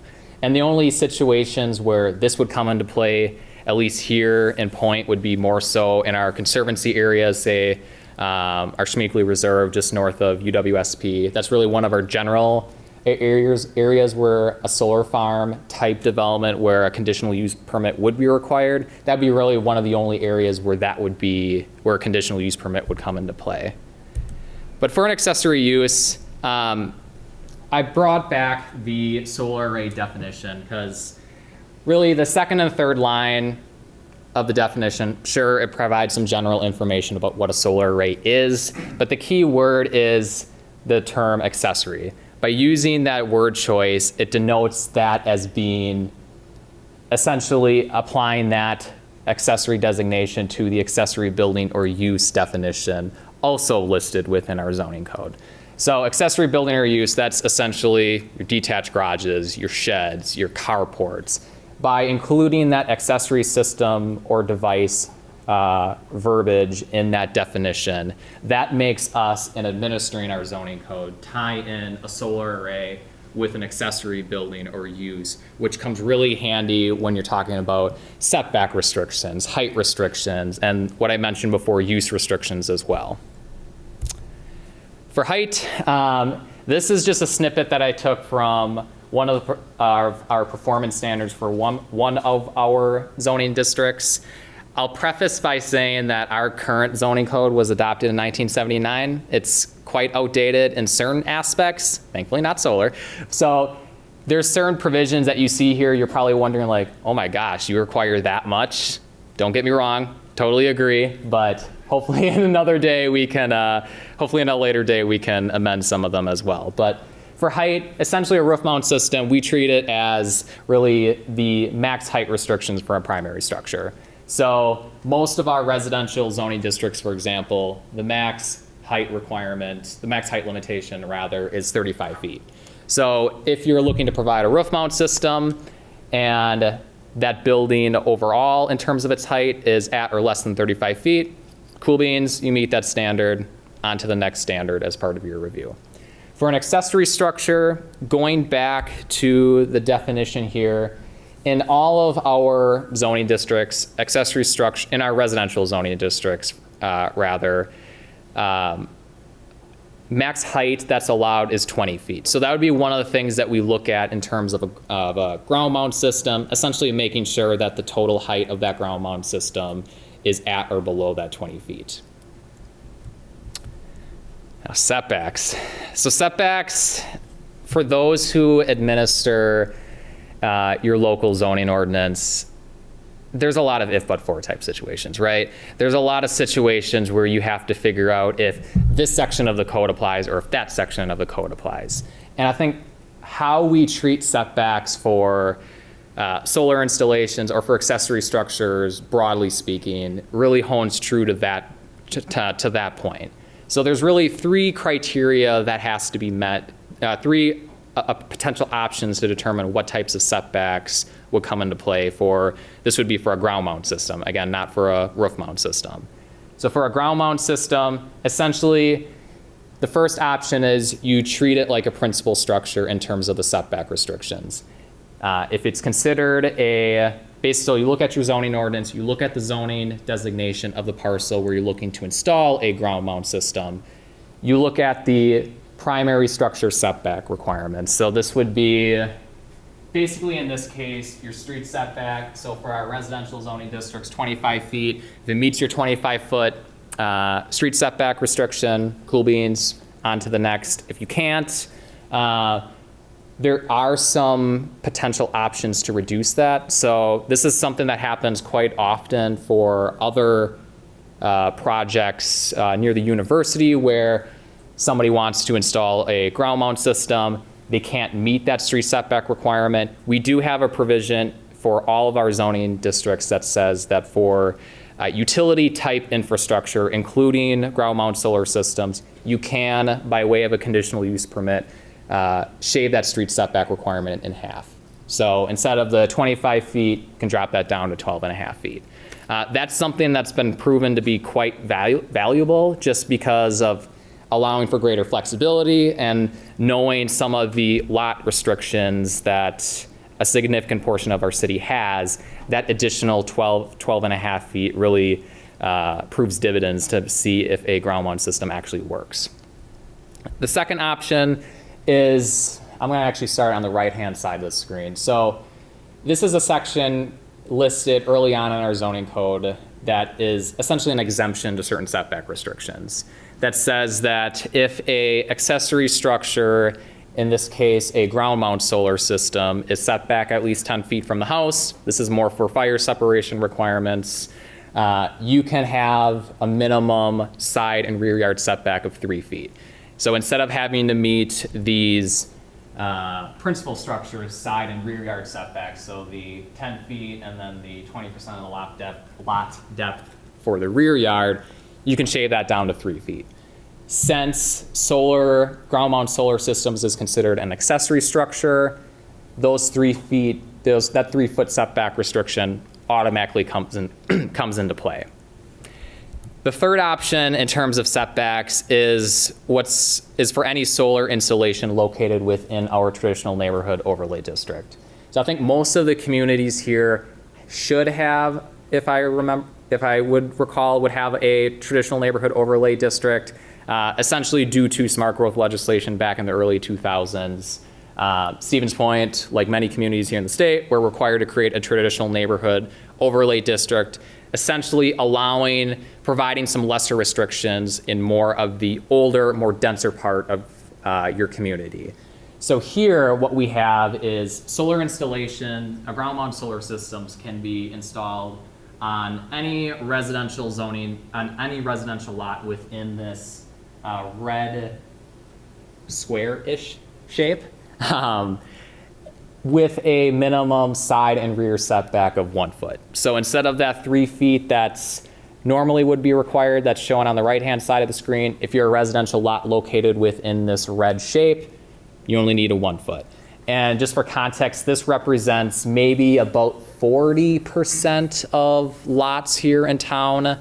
So this is something that if you as a community, if you're looking at changing your zoning ordinance to allow for solar installations, looking at what your traditional neighborhood overlay district allows is really an easy first step, because through state statutes, there's a lot of parameters already in place that allows the community to further deregulate certain zoning restrictions to allow for, in this case, ground mount solar installations. Next topic, this is something that Maria alluded to earlier, is tying in historic buildings with solar installation. And that's always a really tough situation to navigate, because you have kind of two conflicting interests. You have somebody who wants to, say, put a solar installation on a historic building, if it's for energy efficiency reasons, for example. But then you also have one other, on the other side of things, another party who's saying, hey, we want to preserve this historic building. We want to make sure that it's emblematic of the traditional use, the traditional appearance of that building over time. So for any improvements done to a historic building, frankly, it can be pretty difficult at times trying to navigate zoning, building code with our historic preservation code. So on the screen here, this is a snippet of our Historic Preservation Design Review Commission's design guidelines. We have a design guideline booklet that basically regulates any type of improvement on a historic building or a historic site. So this would be additions, new windows, doors, sidings, tuck pointing, things like that. So we don't necessarily address solar installation that much. The one area where we do would be section number 9 here within our mechanical and communication equipment section that talks about solar collectors should not be visible from the public street. over the years, and especially as of late, I've been fielding lots of calls from property owners in our downtown, which is one of our, which is the location of one of our historic districts. And those conversations really spawned about, hey, I want to install a roof mount system. What do I need to do? What do I need to know in the context of our historic preservation ordinance? And this is a situation where it can kind of get a little tricky because we don't have much regulation, we don't have much guidance as to how a roof mount system should be installed on a historic building. So one of the things that I'm working on with our commission is to really do a complete overhaul of our design guidelines, not just this section, but really all of the aforementioned improvements that I talked about. And specific to solar installation, if there's any folks here who have a local historic district or a local landmark site where there's some sort of historic preservation review that comes into play, National Park Service has wonderful information that highlights best practices, tips for any ordinance amendments for any given type of improvement. This one for solar panels is a good example that talks about really how to balance that of having balancing renewable energy with historic buildings. Next thing, non-conforming uses. This is, frankly, kind of a godsend for me. As for folks who administer your local zoning ordinance, sometimes there can be some not too pleasant conversations, some tricky conversations telling people what you can or cannot do. Our non-conforming use section is beneficial for me in that it provides a little bit of flexibility for I, as the administrator of our zoning code, to allow for some certain deviations. So normally, for most communities, you have your basic definition of what a non-conforming use is, the timeline that a non-conforming use would expire if that use is halted. But what I refer to is section 2, really section 2 primarily, is the allowing in certain instances minor modifications that can be approved by city staff for certain non-conforming uses. There's not really a set guideline as to what can and what cannot be located, or what can and what cannot be stated in that minor modification section. But looking through other communities, how they structure their non-conforming use section, there's a lot of flexibility that you as municipal and county staff can do to try to incentivize those situations where there's a building in your community that has a ground mount system that doesn't meet your current zoning ordinance, to allow for that continued existence under certain conditions. For these 3 topics that we have here mentioned on the slide, aesthetics, lot coverage, and glare, these are all 3 topics that we do not clearly regulate. So we don't have specific standards as it relates to certain aesthetic standards for a ground mount or roof mount system. Lot coverage, we don't have lot coverage maximums for our zoning districts. And then likewise, glare, we don't have, say, a specific illumination standards. The 2 images that I have on the screen, this isn't maybe directly correlated, but a lot of times when you see EV charging stations, say in a parking lot of a commercial shopping center, there's certain situations where you have, say, a little mini solar panel situated on top of that charging station.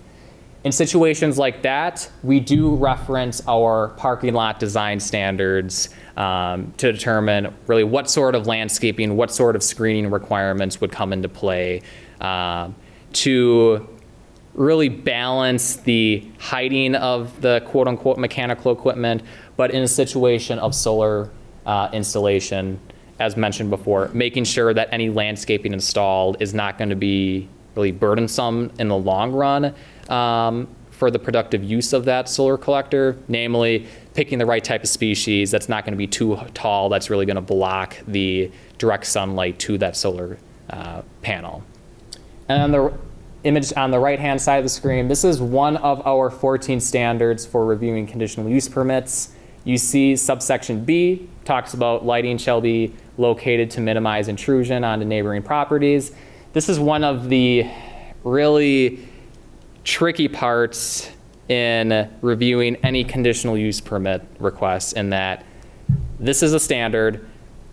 Lighting, glare is considered a standard of review that you have to look at, that you have to articulate to our plan commission as somebody either meeting or not meeting, but we don't have specific standards, specific illumination standards that says if you reach this level and above, you've gone too far. So that's one thing to consider if you're looking at allowing or providing specific illumination standards or glare standards, to kind of keep that in mind. Is there a value in having specific standards? You can make an argument that there is, you can make an argument that there isn't. I'd say consult with your local community and see your local community members, your municipal staff, to see really what's the best fit for your situation. And then lastly, I'll talk a little bit about legal. I know this will be mentioned a little bit by Nick later on, but once you go through all potential amendments to your zoning ordinance, a really crucial step is really making sure that it doesn't misalign with state statutes, right? And the state, especially over the last number of years, have provided some further guidance as to the level, as to the extent that communities can regulate solar installation.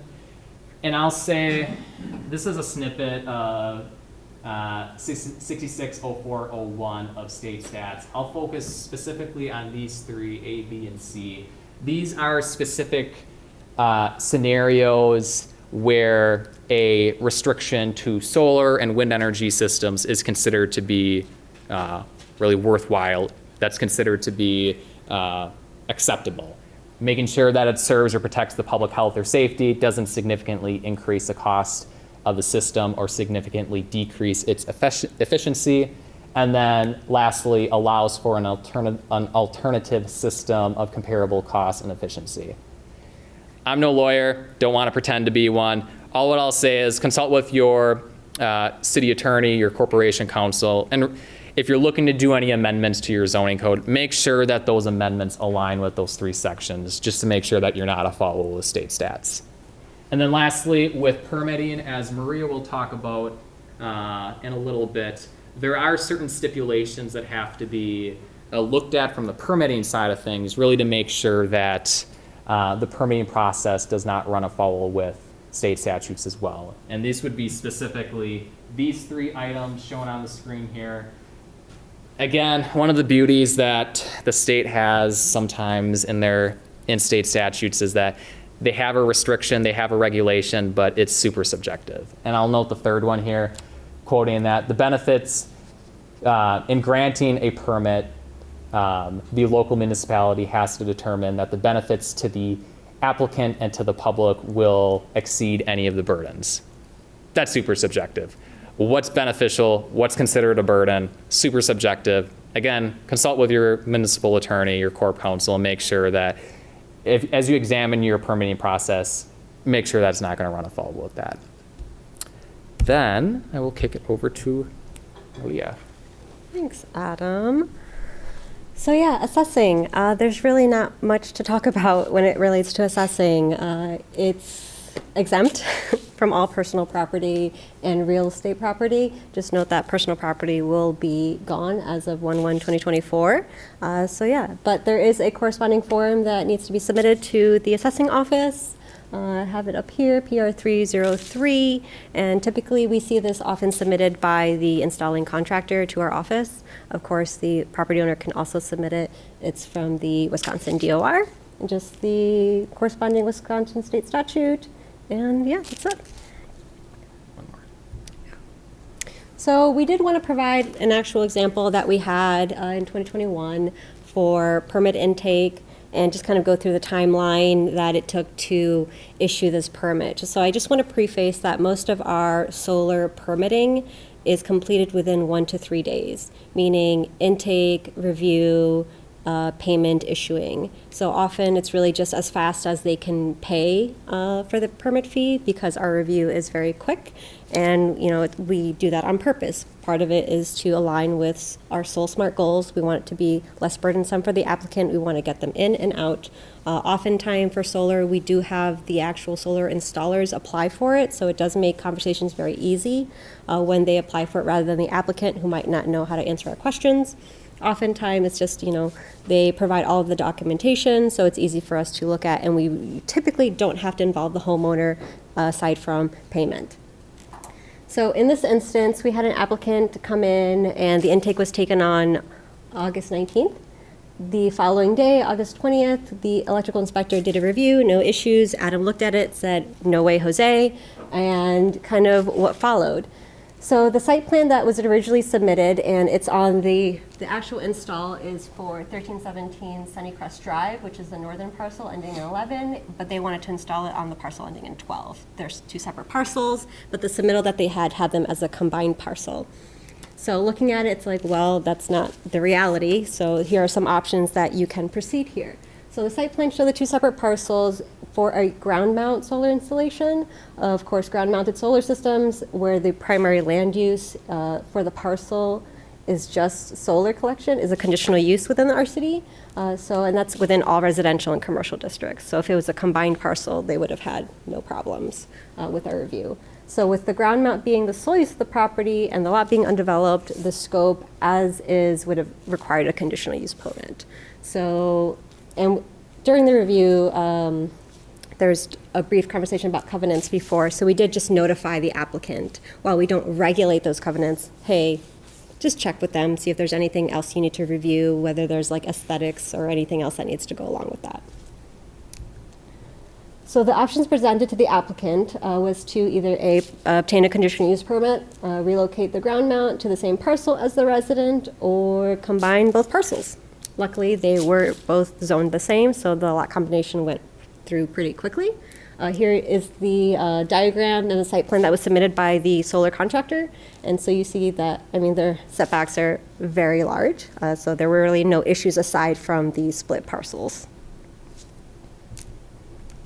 So on 8/31, the lot combination was officially recorded, so about 2 weeks from initial intake. By 9/1, the following day, zoning, Adam said, looks great. The permit was issued to the applicant. And 9/7, the electrical inspection was performed, failed, pending corrections. And then on 9/20, reinspection for electrical, this time they passed. Great, permit closed, we're done with that property. So the entire process took about a month, with the majority of that timeline really relying on the electrical contractor and the solar installer to kind of figure out the corrections and then recall us back to the site. So yeah, even with the ground mount solar installation, it was still a month, with most of it resting on the applicant and the solar installer and the homeowner to kind of fix. But generally, internally, our process is very short. And again, that's part of meeting that Soul Smart criteria. You want to make it less burdensome for the homeowner to kind of run through the process. And we are very involved with them. We're very responsive. And yeah. So kind of like, where do we go from here? We do have some local market developments. I know Chris talked about a lot of them in his previous conversation. He did touch upon our housing modernization loan program, but kind of as what was summarized there, a lot of the time when we see those permits come in for those loan programs or requests come in for loan programs, the income eligibility is very important. Oftentimes we're not going to see, unless you want to talk more about it, but we don't, even though it's covered under the housing modernization loan, we don't see that as being a priority. Oftentimes when we're discussing energy efficiency, they are looking at windows. And when you're already looking at replacing windows, especially in the current market, it gets expensive very quickly. So are they going to prioritize solar? Not really. I don't think we've had anyone apply for housing modernization for actual solar. Yeah, most of it is directly to the house improvements, doors, windows, siding, roofing. If I might just add one thing too, in between publicity and homeowner programs, we will be working with MREA, the Midwest Renewable Energy Association, too, on sponsoring a group ad program We're thankful that our neighbors, the MREA, are just outside our limits. So there are other tools that you can utilize too in your communities, thanks to them, to help provide some cost savings and consumer protection in your communities. Yeah, I guess another thing for where do we go from here is involvement with Green Tier and the Wisconsin Local Government Climate Coalition, which some of you are also member communities of, which is really helpful, as Maria mentioned at the beginning. We're the size of Stevens Point, we're at that situation where we are large enough to have more specialized responsibilities, if it's sustainability planning, if it's preservation planning, you name it, but we're not as large of a city to have a dedicated staff person to whose sole responsibility is those specialized fields, those specialized topics. So having really that collective feedback, that engagement with the other communities as part of Green Tier and WLGCC is going to be extremely helpful for us, just given our limited staff time to address some of our solar and broader sustainability goals. So right now we are designated as a SolSmart Gold community. We recently saw at the early year that they had a new designation, Platinum, so of course we want to get it. We did have some internal kickoff meetings in February just to gauge our availability, which was not very much, but we said let's do it anyway. And then we had a conversation with our reps much later in the year, more recently in October, kind of get a feel of our availability there. But just to discuss goals and some potential roadblocks that we were facing. Currently, and maybe unfortunately, we're not looking at a potential to qualify for Platinum because we need to be utilizing a solar app, which is part of the prerequisite to have SolSmart Platinum designation. Currently, our building inspection superintendent essentially would remove the review from him as an individual and an inspector to the app form and essentially issue the permit outright. That's not something that he's very comfortable with at the moment. We kind of are continuing internal conversations, but as the building superintendent, he's also the commercial building inspector, multiple hats. So that is where his concerns are stemming from an electrical standpoint, from a building code standpoint, not being able to look at like the diagrams immediately, look at, like potential load issues, if there's gonna be anything else. That is where his hesitancy is, which kind of puts a pause on us being able to do this. Whether we are looking to kind of go through more webinars to see if there's anything else, like what do you mean instant review or instant, like what rises to that level, and just getting further clarification on that. Because if it comes like, okay, well, at a tentative, like, yes, you can submit everything, can our internal process in our a GovPilot portal, which is our online residential permitting window online, can that be an offset of using the SolSmart app? Currently, that's a no, but we are kind of trying to entertain those conversations with our rep Kelly with SolSmart. Regardless of where we go with potential future designations, our community as a whole and us as staff are very committed to sustainable practices and pursuing these things without the designation. So most recently, yesterday, we are going through a permit fee restructure. These are increasing, but also most of them are not. But we are moving some to a flat fee. One of those flat fees will be renewable energy permits. Currently, they are at based off of valuation, which can become very costly. So that's a $6 per thousand. So if if you're looking at $30,000, $40,000 array, then it can get pretty costly in terms of permitting fees. So we are moving that to our flat fee schedule and making it $55. So while we can't, one of the goals or criteria in SolSmart is to have a zero fee, waive the fee entirely. We're not entirely comfortable doing that, just because we are a smaller community. Permit revenue is very important to us because that is how we manage to keep doing a lot of things that we're doing. So while we can't offset all of it, we can offset most of it. And again, that, having a separate permit application for renewable energy, that makes it easier to track, not only internally when you want to run reports later, but also helps kind of minimize the information that someone's having to fill in or kind of weed through to get those items into our office. And that's basically it.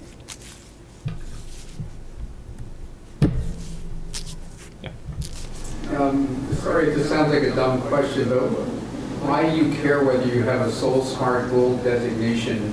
What does that do for your community? As you were talking, I was looking at Google Maps, from above at all the houses in Stevens Point, and it looks like the vast majority of them don't have any solar panels on them.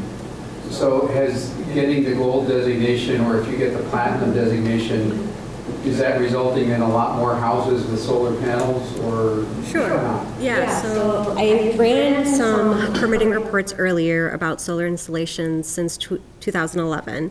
So in 2011, we had an issuance of 4 solar panels within the city, all rooftop mounts. That has varied greatly over, I'd say, the following 5 years. Most of the time it has stopped prior to 10 installations.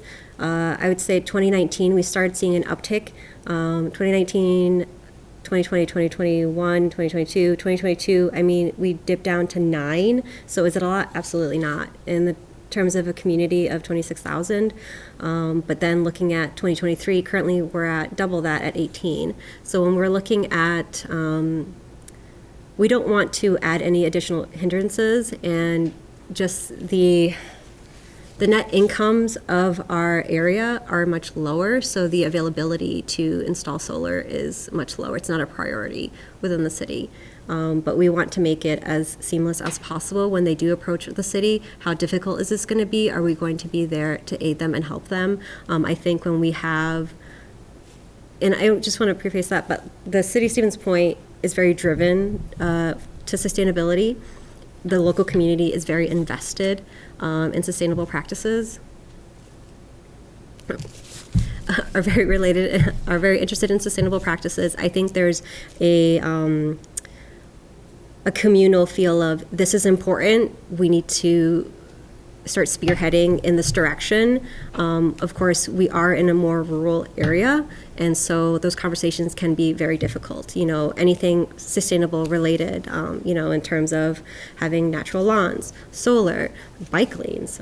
These things are very controversial in our area, but there's also within the city of Stevens Point itself, the actual municipality of the city, because we are surrounded by much rural areas, are very, very committed to these causes. And I think just having that Soul Smart designation says, yes, we are interested. We're going to continue pursuing this. We're going to make it as easy as possible to do this. We are there as a resource. Most of the time, if a resident comes in, we don't charge for time to sit down with our inspectors. We're very accessible. Oftentimes someone can walk in and have a meeting with the inspectors right away. So whether it's, of course, we use that designation to pursue additional grants and loans for the actual municipality that we can hopefully move towards giving to the homeowner. There have been, of course, several attempts already. We have been denied, but we continue to pursue those things because they're important for us to continue pursuing. So we want to kind of spearhead that in our area. I can add two things that can answer that question. So you are identifying, I would say, a shortcoming for our city. We are lacking installation within our community, but that's why we were looking at where we go from here as market development credits. So as we go through the Soul Smart guidelines and requirements for another level, we're reviewing that with the lens, how do we use those criteria, what ideas can we get from those criteria to help promote more solar installation within our community. So for me, as a staff member, it's less important, the designation is less important. And what's more important for us is the tools and resources that we are gaining to help promote more market development for solar in our community. Yeah. Another reason why we might also care about the Soul Smart designation on a certain level of it, too, being a smaller community, we are kind of fighting tooth and nail to showcase that we are a great place to live, and that's something that a lot of rural communities have to fight up against. So there's a little bit for us to gain in terms of our reputation for living up to our conservation values. Yeah, I think since 2011 to now, we've had 111 solar installations with, again, almost 20 this past year, which is double of what we had the following year, the previous year.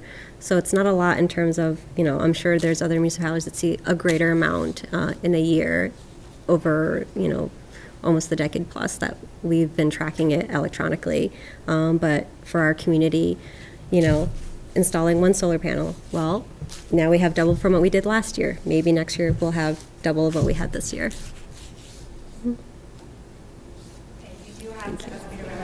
We're going to hurry with the presentation, but thank you so much.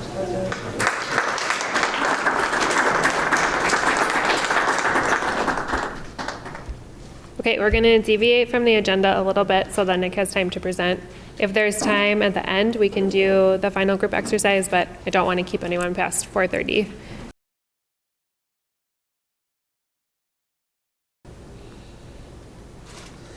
Right, so my name is Nick Akins. I'm with Full Spectrum Solar, and this is an installer viewpoint on zoning and permitting and associated things.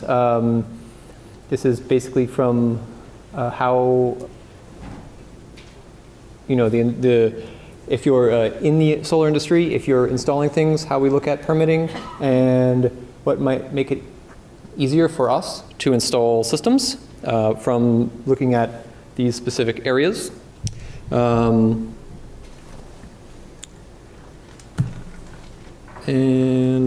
all of our systems are grid tied, so you kind of get an idea of where we're coming from. All of our systems are grid tied, and we install on the customer side of the meter.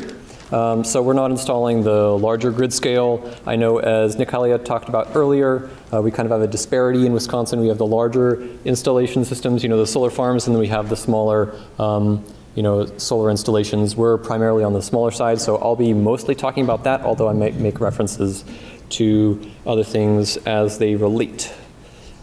So going through the slides that I'm going to look at, these basic areas. Okay, so access. You can see that this isn't really great access for this guy, kind of where I was going. There's a ramp here, but he's not really going to go up it. So most of the time, access to material is great. But I just wanted to kind of go over that at the first part to say, from an installer point of view, we want to be able to get to the permitting materials quickly, the zoning materials quickly, see what we need, see what's required, and to be able to send it back. There are certain cases where, it may be unclear, or we just might not be able to get there before asking a lot of questions or going around another way. So it's always good to do that type of thing. And one thing I'm going to say is, yes, it is nice if the document, if we're going to be resubmitting in an electronic format, as we're kind of going more and more in that direction, if you can make a computer fillable document, if this, you can move towards that direction, something whereas, like a PDF that can be filled out or some other similar thing, not required most of the time. Most installers can fill that type of thing out, but as I'm going to allude to later, that is helpful in certain ways, especially if you have a standardized practice. And so, especially in access to material, if your municipality can look, if your municipality can look similar to others, that's also useful, especially in where you're looking for it. I know a lot of the times when I'm looking for a solar permit, to get a solar permit, I'll go to, whatever location that might be, and I'll search for solar. Or then if I don't find that, I'll search for building permit. There are a lot of times where, I'm not really sure how it's going to be laid out or what it's going to, what it's going to be under. But, small amounts of time with lots of installs can help. This is more related to smaller installations than larger installations. Requirements and costs. I'm going to talk a little bit more about this one. Well, from our point of view, it's nice if it doesn't cost very much. But of course, if you're on the other end of things, you want to be able to pay your bills. So a reasonable cost is what we're all looking for. Now, I do mention here zoning if necessary. A lot of the installs with my company are roof mount. In fact, I'd say 95 to 99% of them. We don't have a lot of ground mount systems. Ground mounts are generally more expensive, just in terms of your average installation. You have to build the structure to it, you have to trench out to it, then you have to do, check, there are a lot of places where you're checking to make sure the trench is, the right size, and nobody likes to have that, trench open in their yard for a period of time. Not so much fun. However, there are a lot of people who do like to have ground mount installations, and there are certain sites that just don't have the roof space, or there are trees there. So you do sometimes have to go with that. And there are a lot of other cases where, as was mentioned before, there is zoning where, it might be at a historical district or similar, where you need to account for that. There are cases where you can get around that. If you have to have a house look a certain way, put the modules on a certain side, and then paint the conduit to match the house in certain cases. And it's good to know that ahead of time. Make the requirements clear and open to everyone. As I'm kind of going through this, that's kind of I didn't really write it down there, but make sure your requirements. That's something we're definitely looking for. In addition to, I won't read all of these out, but a couple other things that I was thinking about as I was sitting here. In terms of zoning parameters, there are certain cases where, for safety reasons, you don't want to hit a utility line, or you don't want to hit a septic system. That is a really nice part about working with someone who's going through and looking at what you're doing. So if there can be clear documentation of where those things might be, not only from the homeowner point of view, but from the municipality point of view, so they can check our work as we're going through that. That's a really nice way for there to be an added layer of safety in what we're doing. I'd also say that there are some times where utility information, municipality regulations, code regulations change, and it's nice to have the checks on them, how you look at the system, how you permit it, how you inspect it. If you have that up to date, our company, if you might have heard earlier, I said we don't have a lot of battery installations. Part of the reason we don't is because we don't have guidance on how to install them, what kind of firewalls to put in. And I'm not talking about digital firewalls, I'm talking about actual walls in the basement of the house, how thick it needs to be, where it needs to be. There were a number of times where we've talked to a municipality and say, what do you want? And they say, we don't know. And that makes it difficult. And so that type of thing is something that can, set things back. So there's sometimes you just don't know because the guidance isn't there. But working together, if we can try to find a solution to answering those questions sooner, it's generally helpful. Let's see. I think that's that's all I wanted to say there. Oh yeah, I did list some of there are certain things that we will normally include, but I do know that there are certain forms that we'll find on the website. Not a lot to add to that. Okay, submission methods. I alluded to this earlier. It is great if we can submit the forms electronically. I know there was a mention towards an app.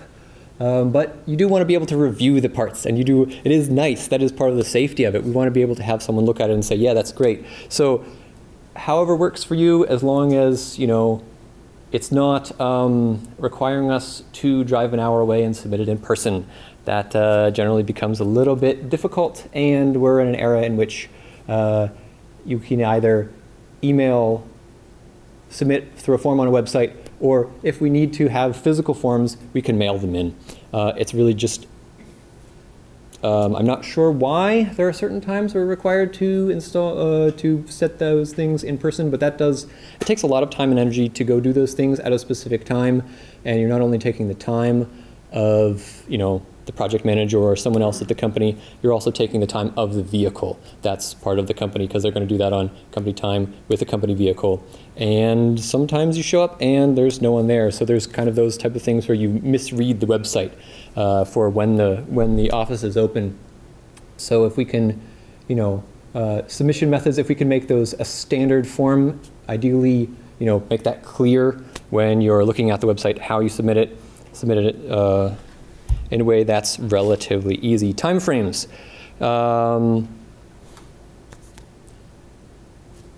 As referenced before, some places are able to get through their permits in 2 to 3 days. That's great. We love that. 1 to 2 weeks is not bad. If everyone did that, that would be ideal. If it's going to be a month, We've had some like that, and in fact, there are some utilities that regularly do that, take a month minimum. So not great, but you know, it is what it is. One of the things, this is related to larger installations. I remember in 2000, I forget if it was 2008 or 2009, I went to see a talk by someone who was talking about the benefit of nuclear power. And at that time, there was, you know, still a little bit of a thought, maybe we should install more nuclear to offset, you know, coal and gas. And he came and he said, nuclear is more expensive than solar right now. And he said the primary reasons why he was describing it that way, he said they weren't about the cost to install it or the cost to permit. They were all about the delays in the project. And a lot of these projects had a high amount of overhead, and they took so long to install that they had all this debt that was just racking up over time with the delays in the processes. So I think especially for larger installations, the time frames to be able to get a project done, that's something that's really beneficial. And I think that's not only zoning and permitting, that's also a lot of other factors in terms of, you know, just being able to access the site, having the workers there at a reasonable time. You know, maybe it's, you don't want to do it, you know, at a time when the site isn't accessible. Maybe there's an unexpected storm and weather delays could occur, and that's outside of our, you know, abilities to control. But there are a lot of things that can be, you know, that can affect our time frame, and we'll do as much as we can to, you know, shorten that time frame, and from all of our points of view, if we can kind of move in that direction. The second one here is provide inspection reports. At least from all the installations that I've been part of, the utilities have said we need the inspection report. And so that's the type of thing that, you know, if there's an inspection and then there needs to be the paperwork with that, we need to receive that back as the installer, so we can submit that to the utility. Yes, sometimes the municipalities will ask us, we'll try to submit it directly to the utility. Utilities don't, they will accept it, and then they'll do nothing with it for over a month. And so to kind of get these systems in a good time frame, it would be great if we could have a standard practice of always having the submission of the inspection paperwork to the company that installed it, so they can submit that paperwork to get the system operating in a more reasonable time frame. And then, as I already started talking about inspections a little bit. I'm going to talk about another story here. My company had a system. I was a project manager for it. I got the permit, got all the utility paperwork. The system was installed, and I called the municipality up and I said, all right, we're looking for an inspection. And they said, we don't do inspections.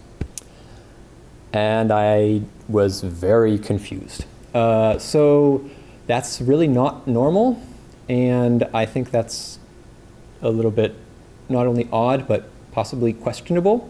So we had to go through a number of hoops to be able to get the paperwork to the utility for that system, and it was delayed probably another month and a half to get that paperwork through. So if there's a permit, you usually expect as an installer to be able to have an inspection and to have the paperwork for the inspection. I hate to have to say that, but unlike permits, it's great if the inspector can be there in person, not just phone it in. This has happened to us as well, where inspectors either don't show up or they show up and they just look at the disconnect and they look at the stickers on the disconnect and they say, oh, those stickers are slightly out of date. And then we wonder about that, and we wonder how many installers are there out there who, know exactly what stickers to put on there and then don't actually go through the rest of the work and, do the correct, working inside of the house. It's such a small portion of the system. So it's really nice if, for the safety of the system, if the full system can be inspected. The entire thing, inside, outside, all of that. That said, it's nice to know when the inspector is going to be there for that type of thing. I know that I'm maybe ragging on inspectors a little bit here. They're great, great people. If we can just move towards actually having a system inspected in a way that reflects the entirety of the system so that we can, have systems be a little bit safer. It's nice to have that extra level of security. I know my company tries to do the best installation we can, but everybody's going to make a mistake every once in a while, and so it's good to have that extra layer of, oh, look at this. In fact, one of our head electricians is now an inspector at the City of Madison. Well, former head electricians. They poached our head electrician, and so she's there now. She's great. We want her back, but she's never going to come back. It's sad. Oh well.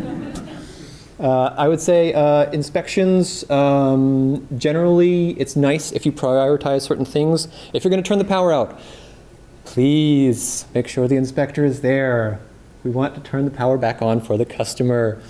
I don't think this relates to, it's, again, not saying anything, any specific people. Inspectors are great, but there are kind of conflicts, so it's nice if there can be a certain way of doing it. I like to think about it this way. Outages are the largest priority, then if there's some sort of trenching, so, you can get that covered back up, and then other inspections. I know that this is more related to permits than zoning, but I know, that's, our company does a little bit more with permitting than zoning in that respect. So there's that. I would say, let's see, I did have something else I was going to talk about.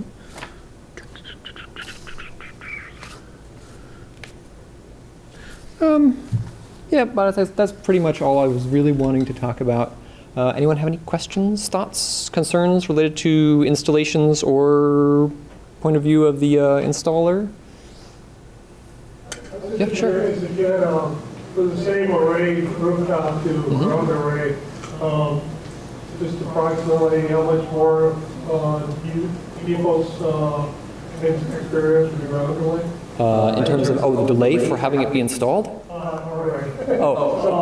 How much more cost? It depends on the system site. It depends on the distance to the house, but I would say just somewhere in the 10 to 20% more cost. It could be more than that, depending on how far you are from the house. Most of the time we try to, or house or building that it's associated with, but it really depends on where you are. If it's an array that's right next to, say, a garage or similar, attached adjacent building to that's also in the same utility, you can sometimes go from that or directly from whatever house has the meter, just with it to reduce the amount of trenching. So that can kind of help with the costs. And there are certain ways you can install a system, different types of ground mounts. We do, at my company, generally try to prioritize the ground mounts that are more cost effective. So as time has gone on, the types of ground mounts have changed. You probably have seen, tracking arrays, and then, arrays on taller pole mounts, and then you start to see arrays on, singular beams that are closer to the ground, and then they're going towards more of a, my company is in the transition period between a C-channel type install and a helical type install, and those are somewhat similar in how they look, but it's a further reduction in cost and ease of installation. Another question I had was inspectors. Do inspectors have to go through different training for solar? I wouldn't know.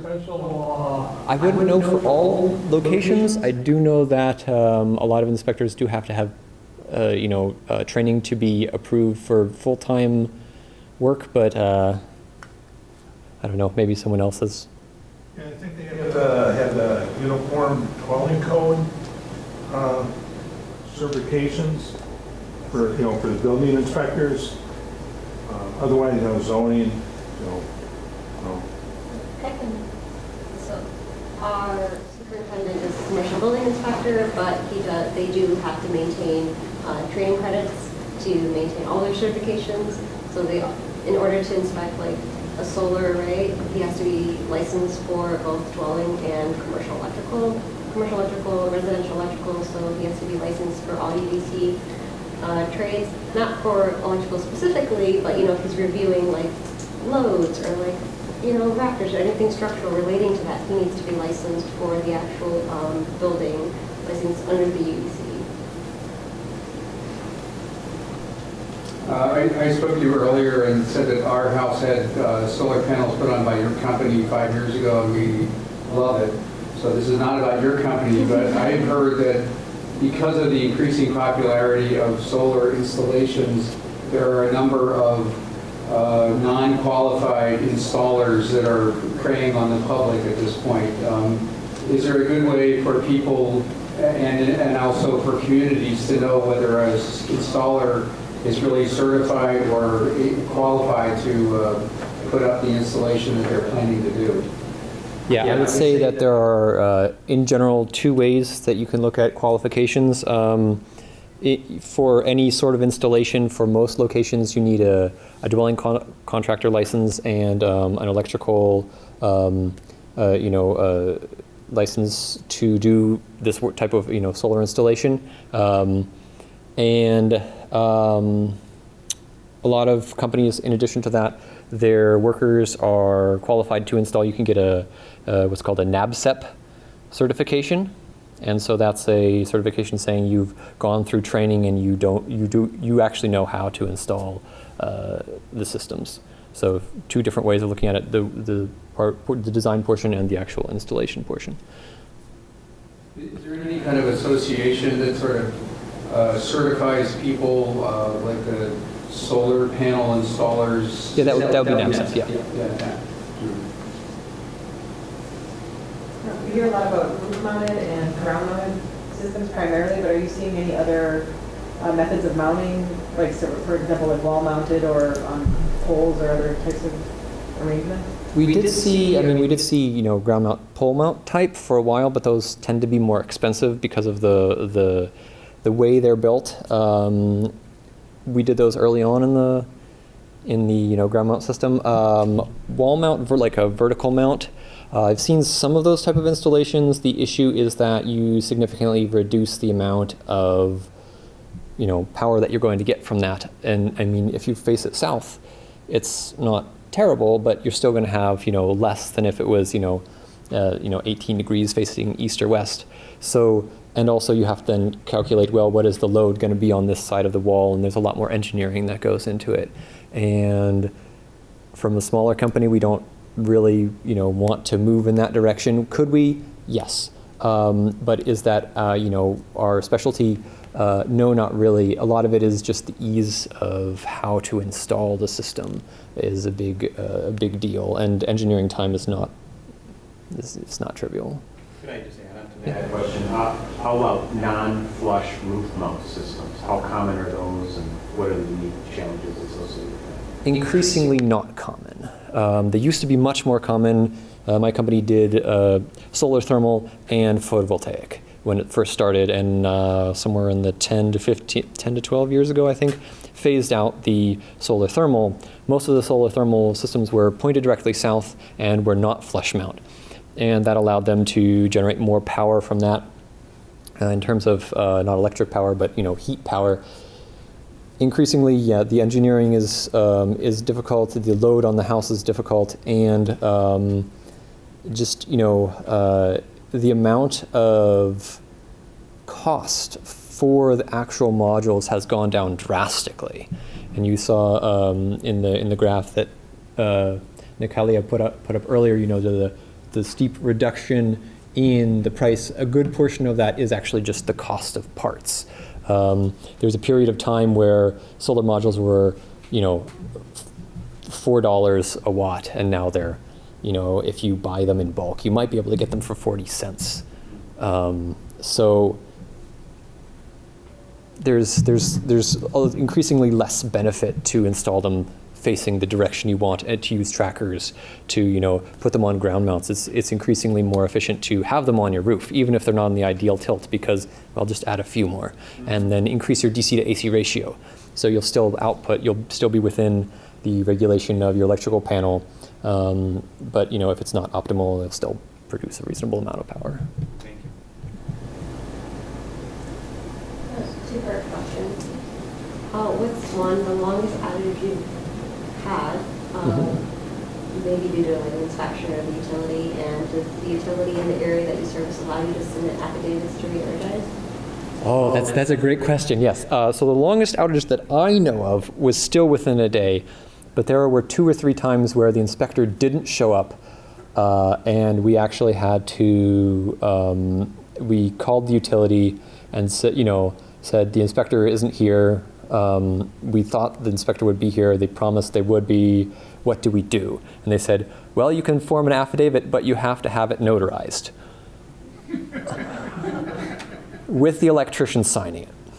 And so you have to get the electrician who's working on the project to run over to a notary that will actually notarize it, and we've been denied once or twice. It gets very strange and extremely stressful for everyone involved. But thankfully, we've never had it last overnight. Yeah, that's our experience for that. Yeah. Was there a second part to that, or did that? Okay. Yeah, they do it. I'm surprised to hear that you have to have it notarized. Yes, most of the affidavits that we have with utilities need to be notarized. Not always, but generally. And most utilities don't want to take an affidavit. And so there's that. But, there's certain times where that's what you have to do. Other questions? Thoughts? Awesome.